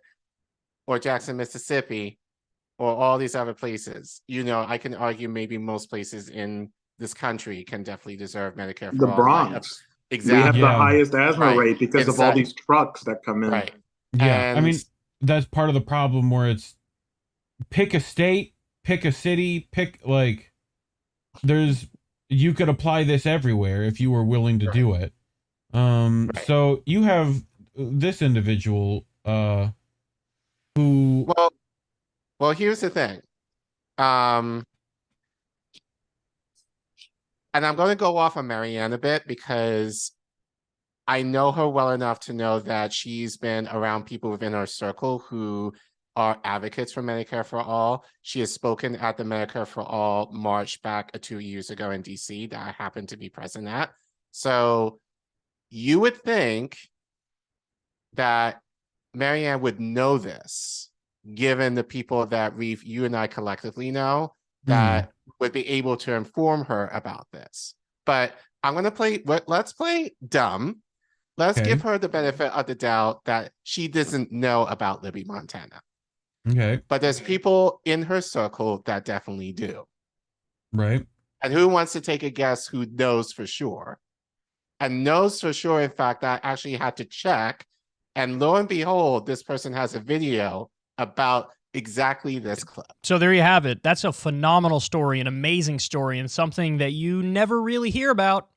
Maybe you've heard about it in passing on this show, but you've never heard the specifics of it, that's for sure. I'd never heard the specifics of it. Again, that goes to show the failure that our media is. This idea that Medicare for all is pie in the sky, it's not possible, and then we have a place in the U.S. right now that already has almost Medicare for all. It's not full Medicare for all. You have to have had exposure to that vermiculite or whatever it's called, mine, and so then you have the illness, and once you're diagnosed with the illness, you immediately get into their Medicare for all system. You can see it's actually less bureaucratic, it's more efficient, and the biggest problem with it, as they correctly point out, is the Medicare Advantage part of it.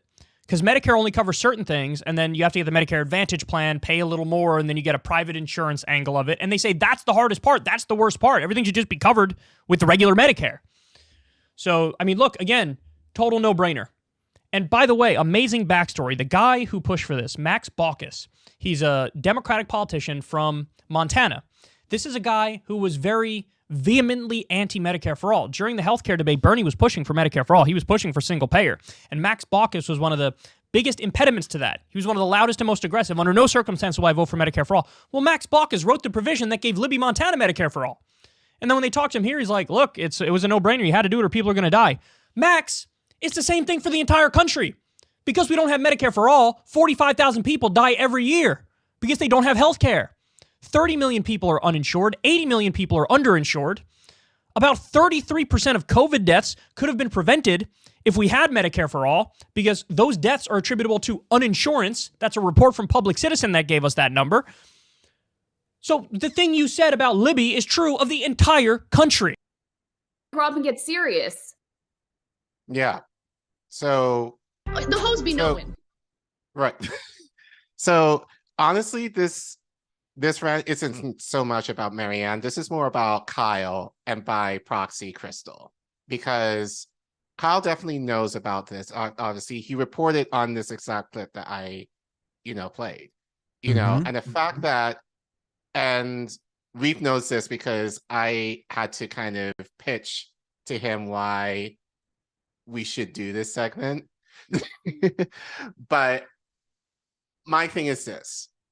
People are like, okay, Marianne, we don't like Marianne, she's not like Bernie, You know, like she has no chance of winning, but we appreciate her speaking on the issues. We appreciate her speaking about these progressive policies because we don't have anyone else right now to kind of fill the void.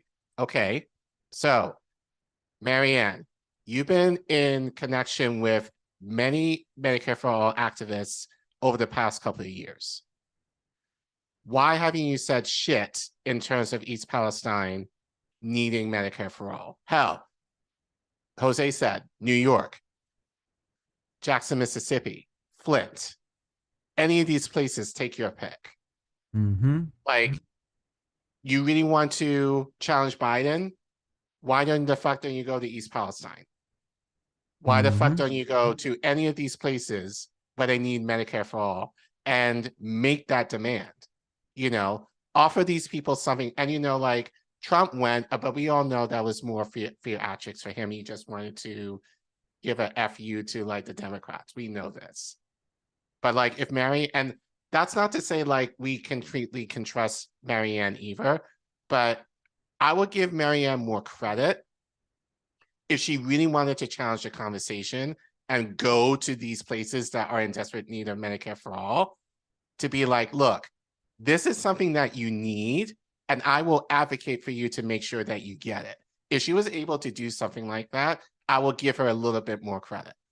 And Kyle, or in Krystal, you should have made that demand of her.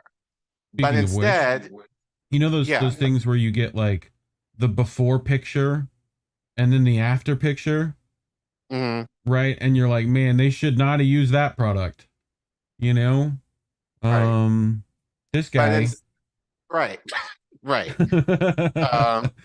But instead, you know, like they're pussyfooting around. They're just you're just infatuated with her celebrity and probably the access that they get to her. You know, this is what. So you're saying they should have like ask them. Like, that's what you're saying? Should have what? I can hear what. Ask them. Yeah.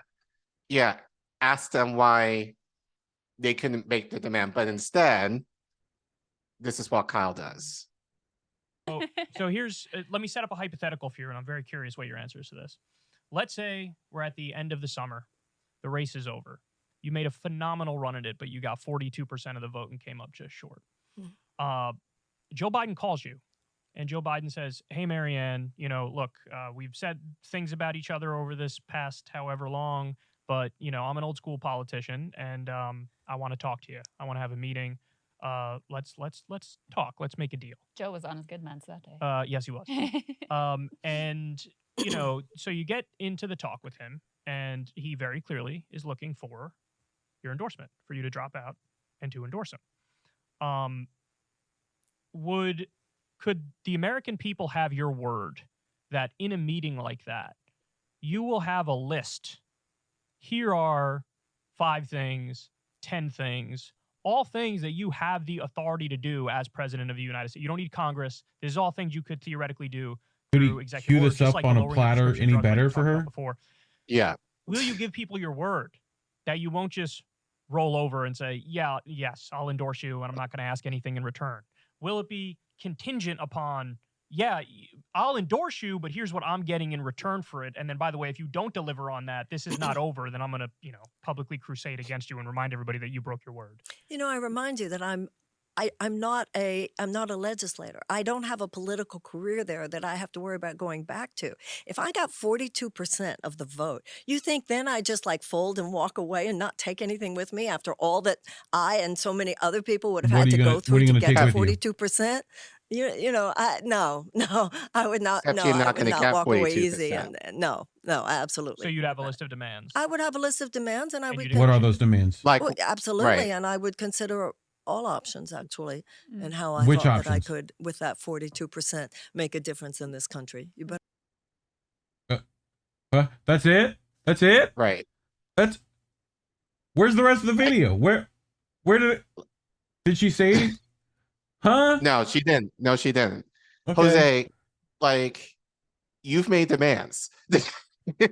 Yeah. So what's your take here, bud? What's your take on this? Because it's like, this is a perfect opportunity, as you said. You know, if you want to push Biden, make the case for Medicare for all.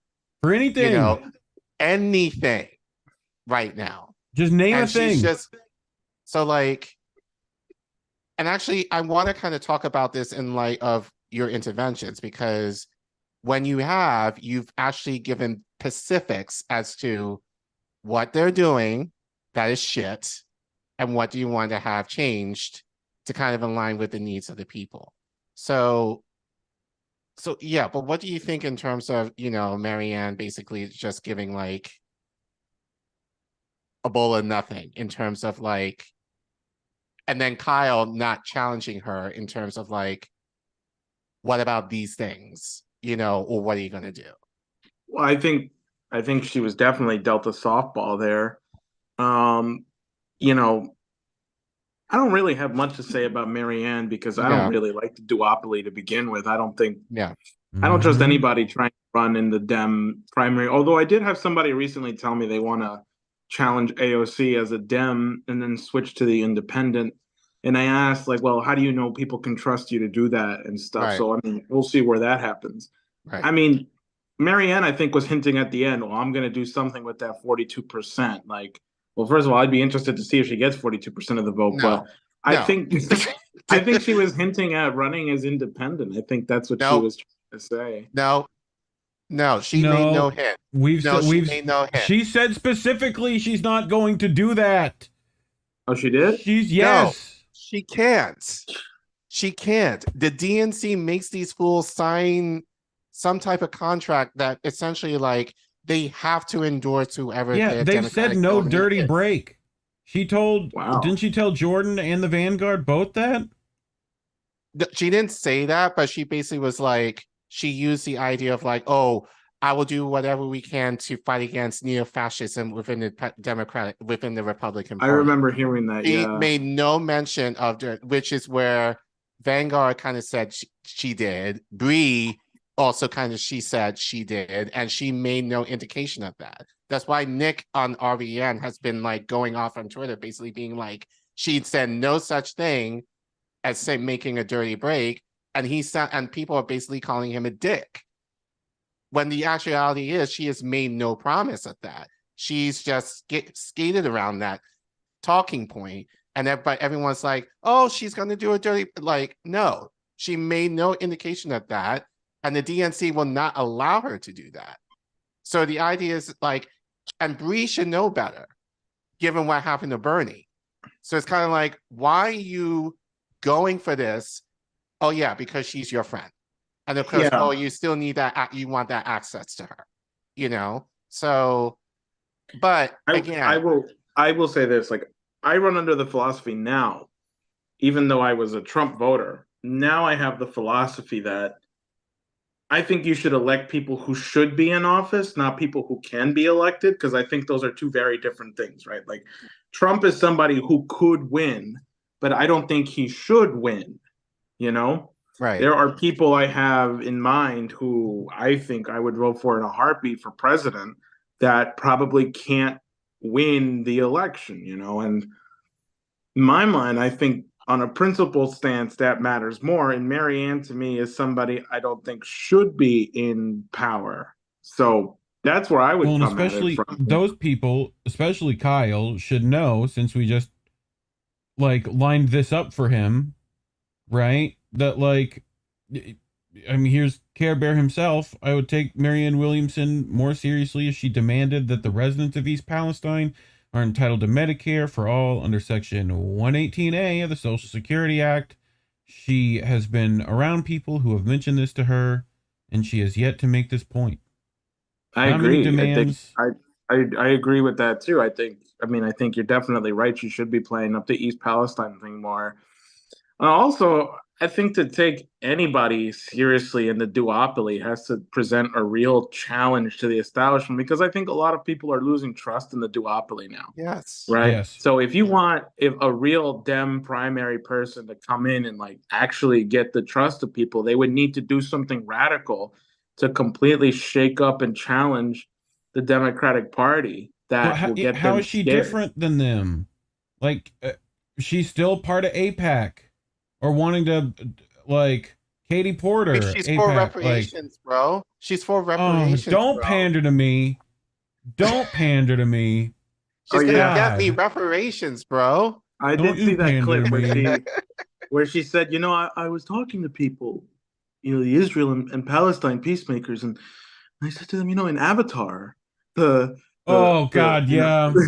Yeah. the mother, the Earth Mother, just wants balance, and they all said, if everyone can just drink some yerba mate and charge their crystals, you know, everyone with me, we're gonna get through this, Like, well, look, I this don't is a know. lady who thinks positive affirmations will fix chemical disasters, I guess.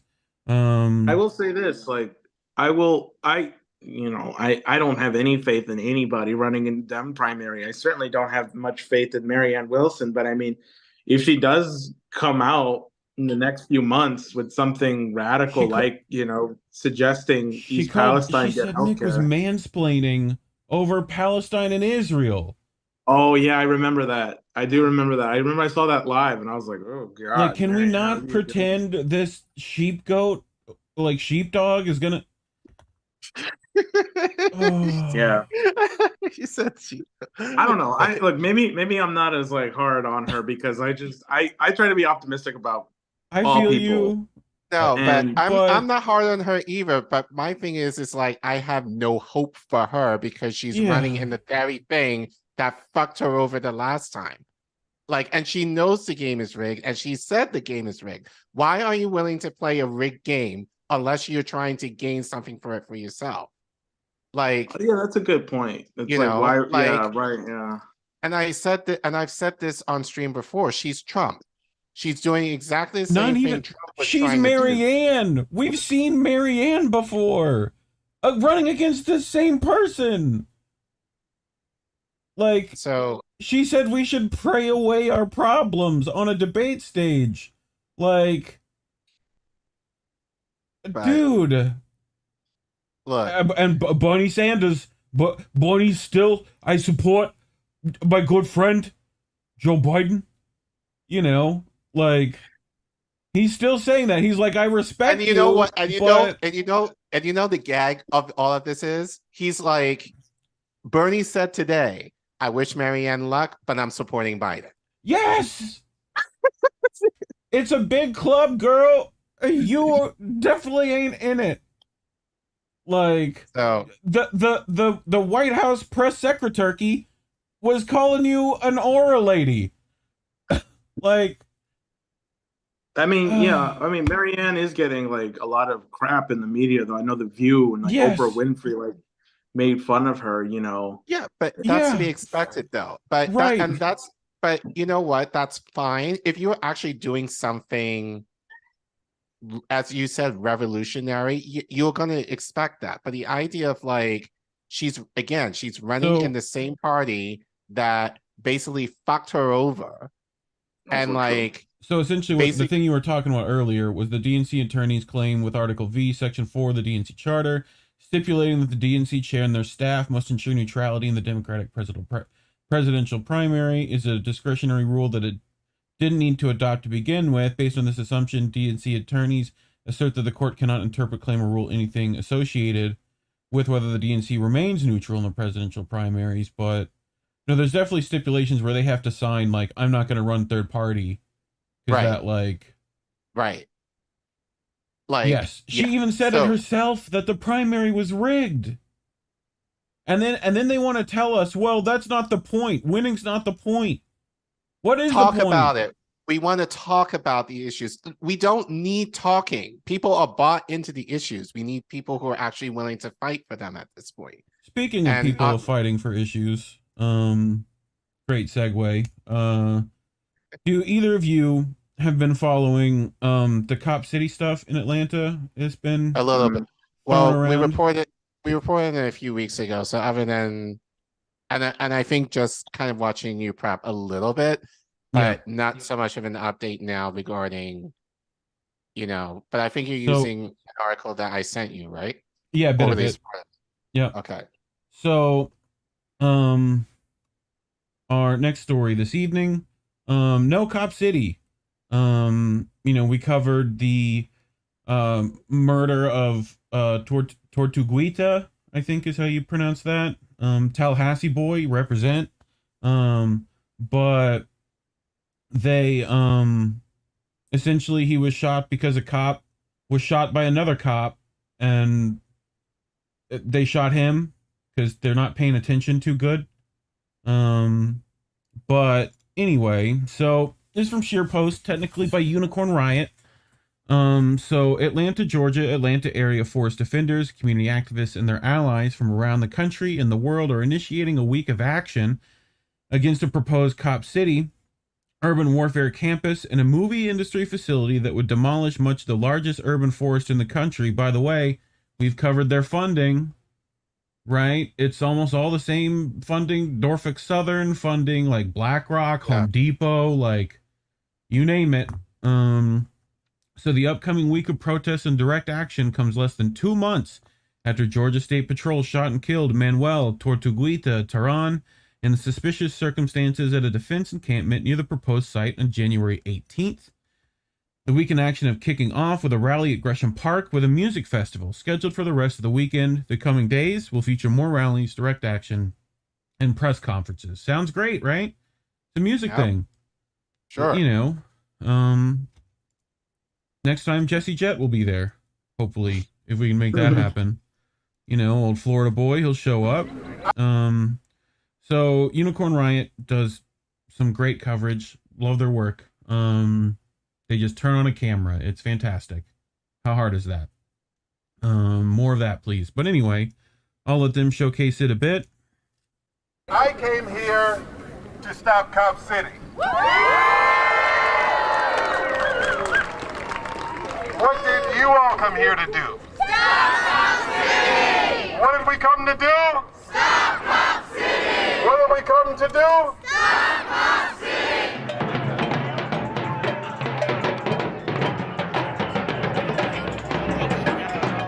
Look, they got doggos, people walking.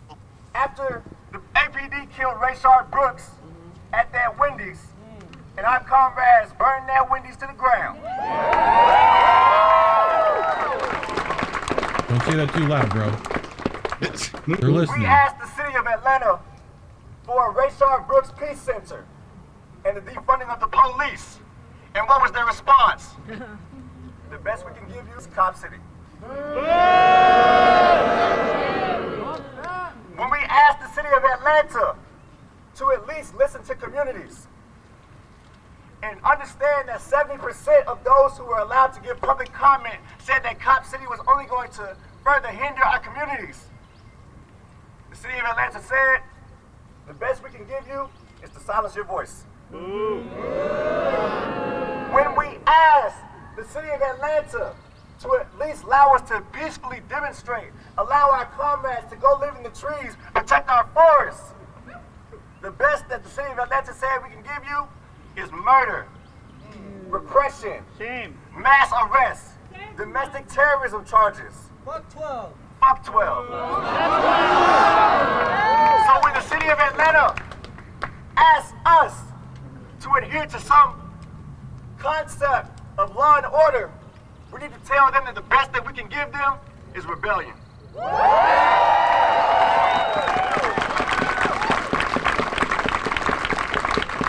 Now I may be a little bit selfish in my reason for being here. I want to be free. I want my children to be free. I want my mother to be free. I want my father, my brothers and sisters to be free. And I don't want to have to live a life in 10 years when my babies, my nieces, and my nephews come to me and ask, Kamasi, where were you? What were you doing when they destroyed our clean water, destroyed our clean air? What happened? Why were you not around? What were you doing? When my babies come in 10 years and they say, Kamasi, what were you doing when this country turned into a fascist dystopia? What were you doing? Where were you around? I can't sit back and say, I just sat home and watched this whole world burn to hell. I don't believe in the power.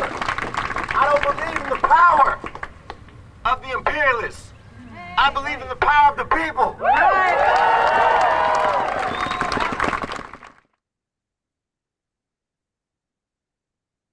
I mean, does that? I mean, those words sound like violence, Collin. Yeah. You know, I want to be free. God, where have I heard that before? So every revolutionary of color available, especially if they're black. Yes. Yes. So, what do you think happened? This is all in the past, technically. What do you think happened after that? Do you think they like brought cookies and talked it out? Let me guess. Can I make a big guess? Yeah. They brought the popo. So, courthouse news. Atlanta AP, which we know, it's the AP. Okay. More than 20 people from around the country faced domestic terrorism charges Monday after dozens in black masks attacked the site of a police training center.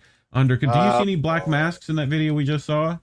Any? Of course. So, at the police training center under construction in a wooded area outside Atlanta, where one protester was killed in January, the site has become the flashpoint of ongoing conflict between authorities and left-leaning protesters who have been drawn together, joining forces to protest a variety of causes, among them people against the militarization of police, others who aim to protect the environment, and some who oppose corporations who they see as helping to fund the project through donations to a police foundation.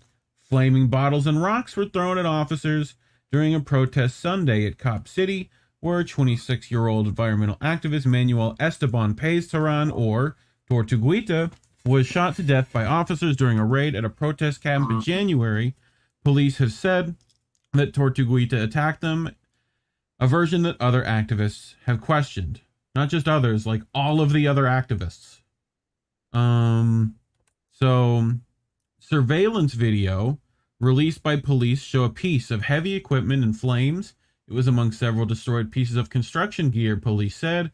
Protesters also threw rocks, bricks, Molotov cocktails, and fireworks at police officials said. In addition, demonstrators tried to blind officers by shining green lasers into their eyes. Someone's been listening to me. Someone's been listening to me. In addition, you guys are hardcore they use on this channel. I mean, hey man, we got to teach the people what they need to know. All right. Yeah. I'm working on my guillotine instructional video on how to build. We'll get there, right? How-to videos do great on YouTube. It's gonna be all right. I'm not associated with that CIA. Yeah. Hey man, I didn't say what kind. Inflatable. All right. So along with classrooms, okay, back up. They used tires and debris to block a road. The Georgia Department of Public Safety said Monday. They're stealing that from the French and the Norwegians and Germans. They like to do that kind of stuff. Hay bales. You can find those in Georgia. Officers used non-lethal enforcement methods to disperse the crowd and make arrests, Shearbaum said. Shearbaum, causing some minor discomfort. Okay.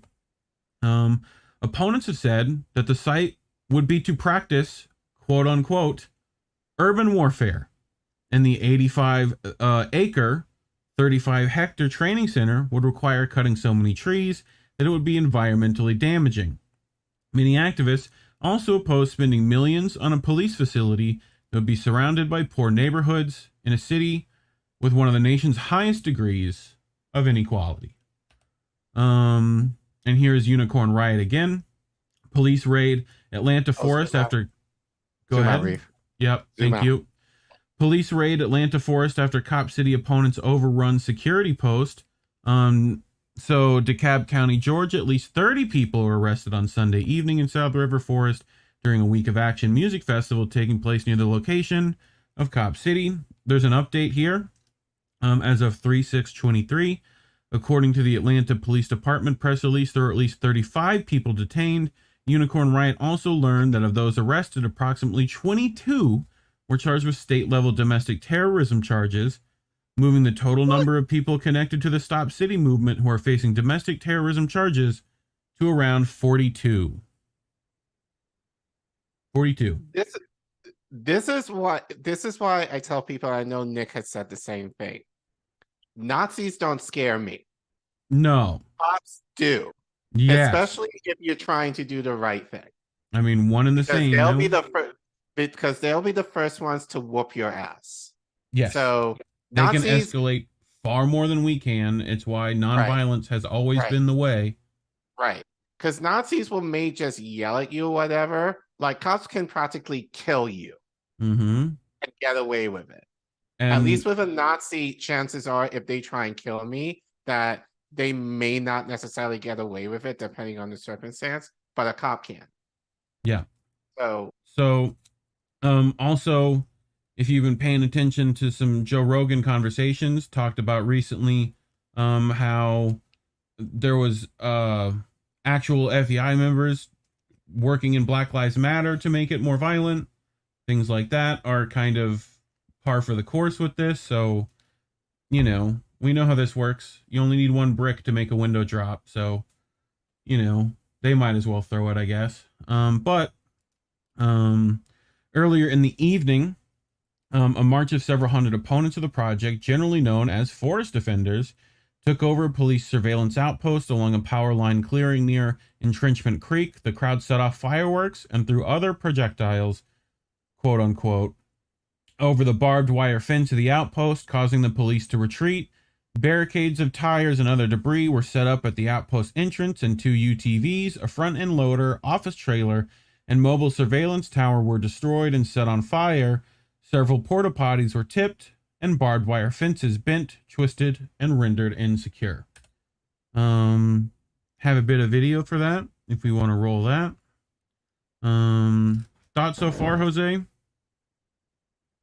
I guess, like, how do you effectively get a message across, and how do you organize people to do something where you can't misconstrue it as violence and you don't have the risk of getting hurt or killed by the police? Yeah. Can you? I don't know. Like, because I'm genuinely, the city doesn't want this, at least from what I see. These people are very vocal that they don't want Cop City. They're out there, they're protesting. And yet, also, I had to move, by the way, because I needed to charge my phone, and the closest outlet was over here. So I'll be back where I was in like 5 minutes when it You're good. charges up a little more. So sorry it's a little darker, but that's all right. I don't know. Like, I know if I was president, I would just say, hey, listen, clearly your people don't want this. Don't do it. Don't make me get in there, and use my federal power to have to stop this. Right? I mean, I don't know. It's an interesting question. And I'm curious to know what your take is, actually. Well, I think it's very hard to do, a lot of the movements. This is FBI, CIA made it very difficult for nonviolence to take place. It's Martin Luther King, Malcolm X, they all talked about it, how that's difficult to deal with. Malcolm X felt like if they're going to blame you as such, but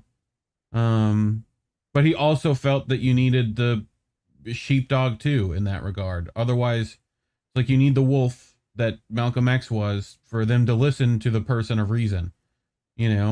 Like, it's a difficult coin to like balance for sure. Because I could see a lot of people like tuning out when you played that video where the guy said we burned the Wendy's down. And I think I even saw the photos of when that happened, which were kind of aesthetic, by the way. I mean, I did see like some guys posing in front of the Wendy's as it was burning down. Yeah. And I was like, wow, it's like album cover wallpaper material there. If those same people are willing to still honor the Hatfields and McCoys burning property, like, like a lot of people don't realize we still celebrate putting imperial tea in the Boston Harbor. Like, What is the language of the unheard, Collin? All right. You got to start listening to people if you don't want them. So I guess I would come from it from the standpoint of like, you know, that's why you got to get me in there as a congressman, so it doesn't have to get to this level. You know, let me even put then, me it's in very there. difficult. You know, I will do. I mean, or just somebody. You'd have to like, I don't know. I mean, me personally, I get freaked out whenever I hear like there's a riot here and there because I know people are frustrated and people are clearly don't feel like they're being heard. So, but how do you get heard? Like that's what I'm asking. Like, is the riot an effective tool at getting heard? This looks like a I don't LARPing think. event. Well, it's not Sorry. so much me being heard, but it's the idea of getting attention. Yeah. So, you know, like, but I think the idea of how, especially those who are affluent, might kind of construe it being like, oh, think of the property costs and all this other kind of bullshit, you know. And I would also kind of say, like, I wouldn't tell anybody to necessarily riot. Like, I wouldn't say don't do it. I would just say be smart about it. Like, if you're going to do it, especially in a low income neighborhood, don't do it in the neighborhood that you live in necessarily, you know, like, because they're not going to touch it. They're not going to, like, people are not going to care, like, if a target in a low income neighborhood is going to be like, shut up or whatever. They might care more if it's more in an affluent neighborhood, however. So I think even there is being strategic of how you do it, but not in the sense of doing it in such a chaotic way where it just kind of gets lost. The message just kind of gets lost in like the outcome of it. And then obviously the media will spin it to be like, oh, look at these ruffians, you know, destroying property. They have a bouncy house. They have a bouncy house. Like, what do you... I remember, I heard a story of when King was in a jail in Birmingham. James Bevel had organized students, okay, like school kids. I think they were between 10 and 18 to skip class or come out of school and then just demonstrate in front of the school, right? So they were singing songs, they were making chants and protesting, and they refused to go into school. And so what happened was the parents got calls saying, hey, your kids is you need to come pick them up right now. And what happened was, as the parents were arriving, the police were also arriving too. And the police thought that the parents and the students were all demonstrating and protesting. So what did they do? They hosed down students and they hosed down the parents. And what happened was, this was reported into international press, where Bobby Kennedy got a call from some Japanese minister or from somebody like that and said, listen, we're not going to deal with a country that hoses their own people who were just non-violently demonstrating. I mean, what the hell is that? And so this was one of the biggest blunders of the Kennedy administration, because he had ordered the police to go there and quell this protest. And so after that, I think I forget what exactly it was, but Bobby Kennedy had advocated for something to be passed, one of the concessions that King had asked for in '63. And so I'm just seeing that, comparing that to now, because that was a nonviolent protest done by kids, and they had the moral high ground because they didn't do anything worth getting hosed over. The police just did it. And as a result, it embarrassed the nation. And I think if those kids had burned the school down, they would have lost their message entirely. And people would have said, of course they should have been hosed down. So I don't know. Yeah, I'm just putting this out there. No, we've definitely advocated for outside the box thinking when it comes to protests and action like that. You know, you'd be surprised what, you know, a couple of idiots with a camcorder can do, you know, but I also don't like, I mean, again, that it's the unheard. There's a reason why they're doing this. It's not just because they're blatantly somehow more violent, or, you know, it's that they're tired of the literal death that is occurring among them. Like, if that was one of your family members, your brethren, you'd walk down the road with a 2x4 and a shotgun yourself. So, like, you know, it's a little bit of like, you know, we do this as a country for sure. Our foreign policy is more than willing to be, you know, violent. So, you know, it's pot calling kettle black, in my opinion. You know, it's a little bit of, but Yeah. I feel you. I do, because it makes us, they do claim we are nonviolent. They do claim we are radical, so on and so forth. So, you know, but I also know what's the story Jimmy always tells of, I think it was Nixon who was telling someone, you know, when the buses were about to be breached, that like, I'm afraid they'll come for us. Yeah. And the person replies like, that's the way we should feel. You know? Well, you know, there's an so- interesting Nixon story during the Vietnam War. One night there was a protest done by students at the Lincoln Memorial, and he said, "You know what? I'm just gonna go check this out." And he snuck out in the middle of the night. And he didn't tell his Secret Service, and they were freaking out. Like, where the fuck did he go? And he was just in the back of the crowd of this protest and rally, seeing like, what is it that's got all like, what do these students have against the Vietnam War? And so when they finally found him, they took him back, but nobody knew Nixon was in the crowd.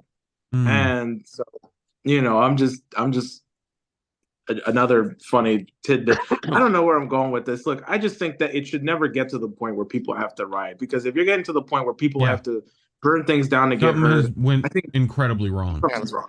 Something is, and I think that is what I'm probably more interested in trying to solve, to make sure that people don't have to get to that level. And I think that's also why I intervene too, because like I tried to play the nice game. I think I told you this, guys, right? Like, I tried to talk to the aides. I've emailed, I've made the calls, I've done the Zoom calls. Like, I want this. This doesn't work. And showing up at their doorstep and then, you know, having to yell at them like, "Hey, I tried calling you and you don't hear me, so I'm going to tell you this to your face right now." Like, I think that has been very effective, because that has gotten a message across. And so that's just been me and my friend Kynan and a few friends of mine. And I don't know. And it's something that resonates with a whole bunch of Americans. And so I don't know.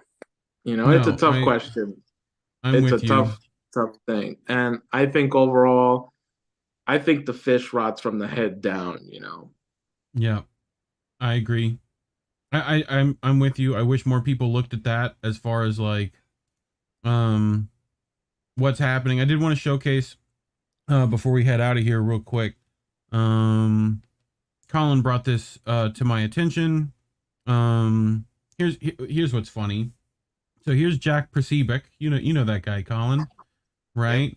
Watch Antifa, clad in camouflage and black bloc attires, they set fire to a police facility and construction equipment in Atlanta. James Ray responds, yes.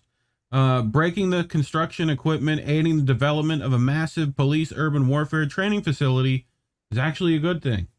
It at least stops that from happening for a bit. Although I'm sure Bobcat is going to get a nice check here from Atlanta here soon. But this is from Prism. And they want to bring to your attention that this is far from the first time that Atlanta has prioritized the wishes of its ruling class over the community. It's a defining feature of Atlanta governance, in fact. While the fight to stop Cop City is a more recent struggle against the Atlanta ruling class orientation towards its most vulnerable residents, it should be understood within a much larger trend of state, corporate, and nonprofit forces banding together to shape the city in their interest and at the expense of Black and working class residents. This pattern showed up perhaps most vividly in the transformation of the city that occurred in the lead up to the 1996 Olympics. So, to attract the Olympics and the supposed increase in revenue and reputation that the games would bring, Atlanta's political and economic leadership worked to physically and ideologically reshape Atlanta as a, quote, world-class city, a mission that predated but intensified during the city's preparation for the Olympics. While the APF and ACP led the push for Cop City today, the private nonprofit Atlanta Committee on the Olympic Games, ACOG, and groups like the Central Atlanta Progress, a nonprofit representing Atlanta's business interests, championed the vision and city transformed for the Olympics. So, upon being selected for the 1996 Olympics, the city's leaders prepared Atlanta for the games with displacement, destruction, and redevelopment. What a coinky-dink. In 1995, the city destroyed Techwood Homes, the U.S.'s oldest federally subsidized public housing project, to clear the way for the Olympic Village that would house athletes and media. Just south of Techwood Homes, the Techwood Park District, an economically and culturally vibrant location, home to over 10% of the city's shelter capacity that was painted as a, quote, slum by the city's corporate forces, was transformed by ACOG into the fenced-in Centennial Olympic Park. Several other neighborhoods were cut up or destroyed in the service of the Olympics, including Atlanta's Summer Hill neighborhood, which was replaced by the Centennial Olympic Stadium, and an array of townhomes that were unaffordable for prior residents. The city also made significant policy changes and other infrastructure investments that would facilitate displacement, often through criminalization. In 1991, the Atlanta City Council passed new city laws hyper-criminalizing homelessness. Laws that, according to historian Maurice Hobson, were so ambiguous that they could be enforced against undesirables at the discretion of authorities. In 1995, the city opened the Atlanta City Detention Center downtown with an approximate 1,000 bed capacity, which state forces used to clear mostly black homeless people from the streets and hold them over the weekend when tourists flooded the city. Hauntingly, the new jail was referred to by one city official as the first Olympic project completed on time. Organizers are still fighting to close this jail. The city displaced roughly 30,000 people from their homes between 1990 and 96, and illegally arrested over 9,000 homeless people between 95 and 96. At the time, some activists even uncovered the Atlanta Police Department's use of pre-printed tickets with categories filled out for African American male and homeless. While state and corporate actors were the key drivers of the Olympic transformation, nonprofits also aided directly in the displacement, lending resources, involvement, and cover to state violence. For example, through a partnership between the city and the nonprofit organization Travelers Aid, homeless individuals were given one-way tickets out of town and were reportedly required to sign pledges not to return.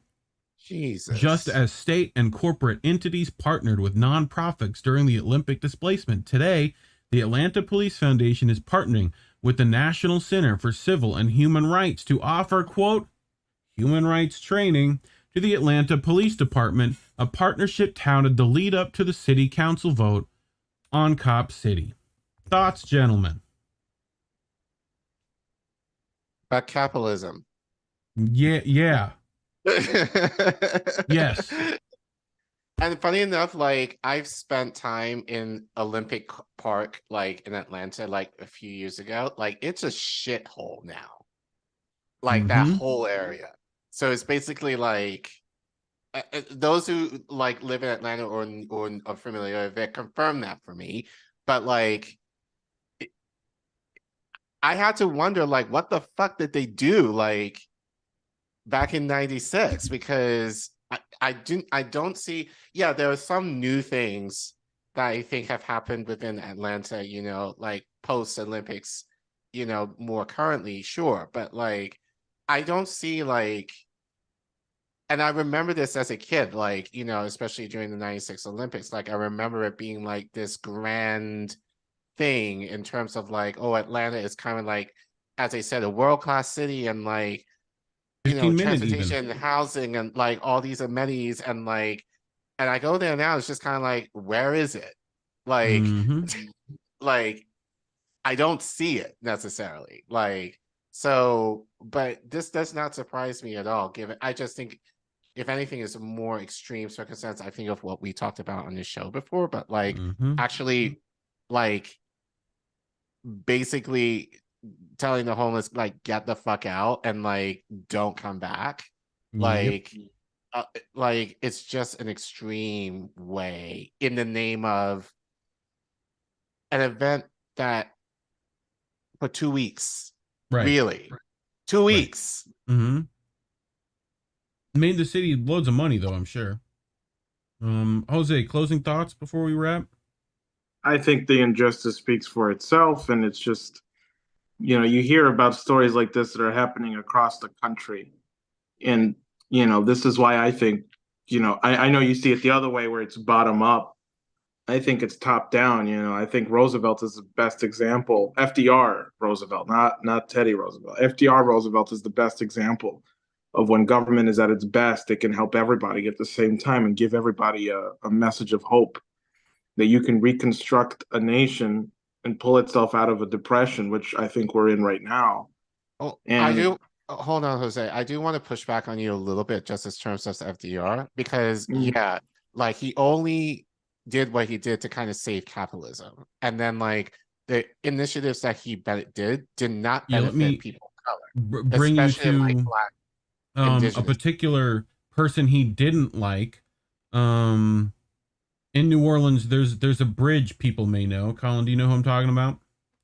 You should know this. I mean, mainly because you know another guy named after him. Huey P. Long. Yeah. The Louisianan senator would always butt heads with FDR. Many of FDR's Grand New Deal 2, Electric Boogaloo, was straight from Huey P. Long's literal letter he sent to FDR. FDR was not a fan of him because he was too far left, right? But I mean, he said that essentially this was like, I've got to do this if you guys want to keep your money. Like, so leaders only want to do the bare minimum. Even that guy, Huey P. Long had share your wealth clubs. Does the kids in the class know what happened to Huey P. Long and why there's a bridge named after him? That's it. There's a bullet hole in the courthouse still. I think that story gets. I don't think Huey Long was like. No, he was a great guy, and actually, I mean, you're right. A lot of it of New Deal 2 was taken from Huey Long. I think the rivalry between FDR and Huey Long is a little more blown up, but I don't know the history enough to really comment more on. Well, it's also. I mean, he gerrymandered the district against oil barons. Like, there's a lot to that guy. He's not great either. No, he was a white was a guy good from the I have 30s, I think 20s. he should be studied more, and it's a shame that he did get shot. I will say this about FDR as a whole. Before FDR, people were living in literal shanty towns, right? So they had tin roofs and aluminum houses, right? Hoovervilles. And what saved the nation was, the alphabet soup that FDR brought in with the New Deal, social security for people, the TVA, the Tennessee Valley Authority, the CCC, right? All of these, and Glass-Steagall, which was the biggest one, right? I'm not saying he was a perfect guy. I mean, the imprisonment and the encampment, the concentration camps of the Japanese was a complete mistake, and it should never have been done. I don't think there is any president that has ever been perfect.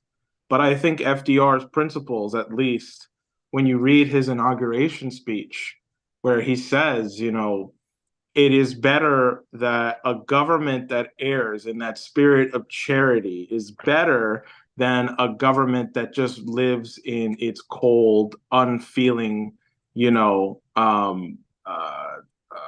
indifference, right? And I agree with that, right? That you can have a government that's going to make mistakes, but if it's in that spirit of charity, in that spirit of we have to do what's right, then I think you can forgive those kinds of mistakes over a government that just doesn't care about you. And so, you can see it. I mean, people were optimistic when it came to FDR because at least something was being done, and he addressed people's fears and concerns. And, I mean, you're right about the thing that he could have done for more for indigenous and Black people rights. Like and you're right. It was a political game, because he had to try and win the South, right? And he kind of was able to and I'm not excusing him for that. Don't think for a second I am, but it was his wife who was doing a lot of the advocacy for the indigenous people and the people of color in these communities, because to them, when she showed up, it was kind of like if he was showing up. And there's lots of letters that prove that were given to FDR. Look, all I would say is give FDR a chance, because, he did save the nation when we needed it the most. And it was even before the war, 1939. I would just point you to one video. You can go on archive.org. I also have it on my channel. It's called A Better a new deal for New York. Mhm. And he also had these for lots of states, right? It's an 8-minute video where he's going through all the great projects that he did for New York, rebuilding the library, building up the highway, infrastructure, and what he was doing for the children. He started a school lunch program. Look, I am just saying, like, I understand nobody's ever going to be perfect. I think just, and I We think can you kind of dream said bigger this. is my we can is dream, my we thing. can dream Yeah. bigger, and I think to just kind of close this out, I think that's why people like you are extremely important in what we need right now, because me, generally, rule speaking, I don't trust any politician. Sure. Like, Yeah. even the ones I like, you know. So much so, because- I'd rather you not be. I'd be like, hey, Right. just I'd build a rather you not- library, right. like feed some people. Like, there's priorities, baby. Like, they're gonna do their thing, you know. Right. You guys are like the most libertarian leftists I know. Welcome to the club, bro. You know. But but I'm in the all South. that I to get called say- a communist here. Like, you know, not much I could do about it. You know, lefties call me a right winger. It's just how it works. You know. So. But all the same, that being said, Jose, thank you for coming on and, you know, Thank you for facing having us. me. And I will say this, like, obviously there are a lot of room that I think even just tonight we showed that we kind of disagree on some things, but I think for what it's worth, you're very articulate, you're very brave, and keep speaking truth to power in terms of what you're doing. And, you know, like, and I think you've definitely kind of resurrected the idea of the pushback, as I say, you know, in terms of like meeting with your politicians and really like, especially if they're like their congressperson, like having the means and being brave enough to kind of speak truth, even when it's difficult, and even, you know, just the risk that it might take to you personally. And so I know people in the chat has said they really have appreciated you in doing so. So speaking of, and we appreciate that as well. Yeah, and I'll just say, you know, listen, nobody has to agree with me on anything, and nobody has to agree with anyone on everything. In fact, I think it's better that nobody agree with everyone, because honestly, I think we're all a little wrong on everything we might think. Nobody is perfect in their thinking. But if you stand with me against injustice, I will stand with you against injustice, wherever it may be. And I think at the end of the day, that matters more right now, because a lot of people are suffering and they need people to stand up for them. Yeah. So while the people give you rounds of applause in the chat, please tell them how they can find you and support your efforts. You can find me on Twitter right here at Hose B Trigger. Hose B because Hose A was taken, and Trigger because I made this when I was in high school. So, you know. We all were in high school. Well, at least more currently, like in high school, you come up with those names and then you figure out, oh, like I probably should have something better. So, yeah, we all been there. But again, Jose, thank you for coming on. Reef, happy birthday, man. Hope Thank you had, you know, hope you enjoyed the stream tonight. Thank you guys for watching in the chat, and thank you guys for being flexible as we had to fix our tech issue, but I think it was fine. Please make sure you like, subscribe, share Find this all the out. links to all the members of INN at indienews.network, which you'll see in the chat right there, scrolling across your page and in the description. Next week we've got is Durden confirmed for that yet? Have we talked to him about that week, or is the week after? That would be next week. That'll be the end of the month, which would be, for those in the chat, that would be a 1-year anniversary. But I will be doing a special interview with a colleague from Empowered, Gabrielle DuBose, to talk about teacher retention, just generally federally, and then how it relates to the work that we're doing in DC. So I think we're going to record that Sunday, so that should be out. I'm not sure when, but like Next Thursday after that, Friday, probably something like that. Yeah, okay. like so later on next week. So how do we miss that with Indie Left News on Sunday night? Don't know if Tar Reed's doing a show Friday, but follow us on Twitter at Get Indie News to get updates. Reef was on Misty's radio show. Yeah, it's up on the channel. You can find that if you want to listen to it. Yeah. It was a fun time. Misty's always lovely to do stuff with. But I think that's it. As always, kids, labels are bad. Stay independent. Good night, fam. Good night. Good night. We want to talk right down to earth in a language that everybody here can easily understand.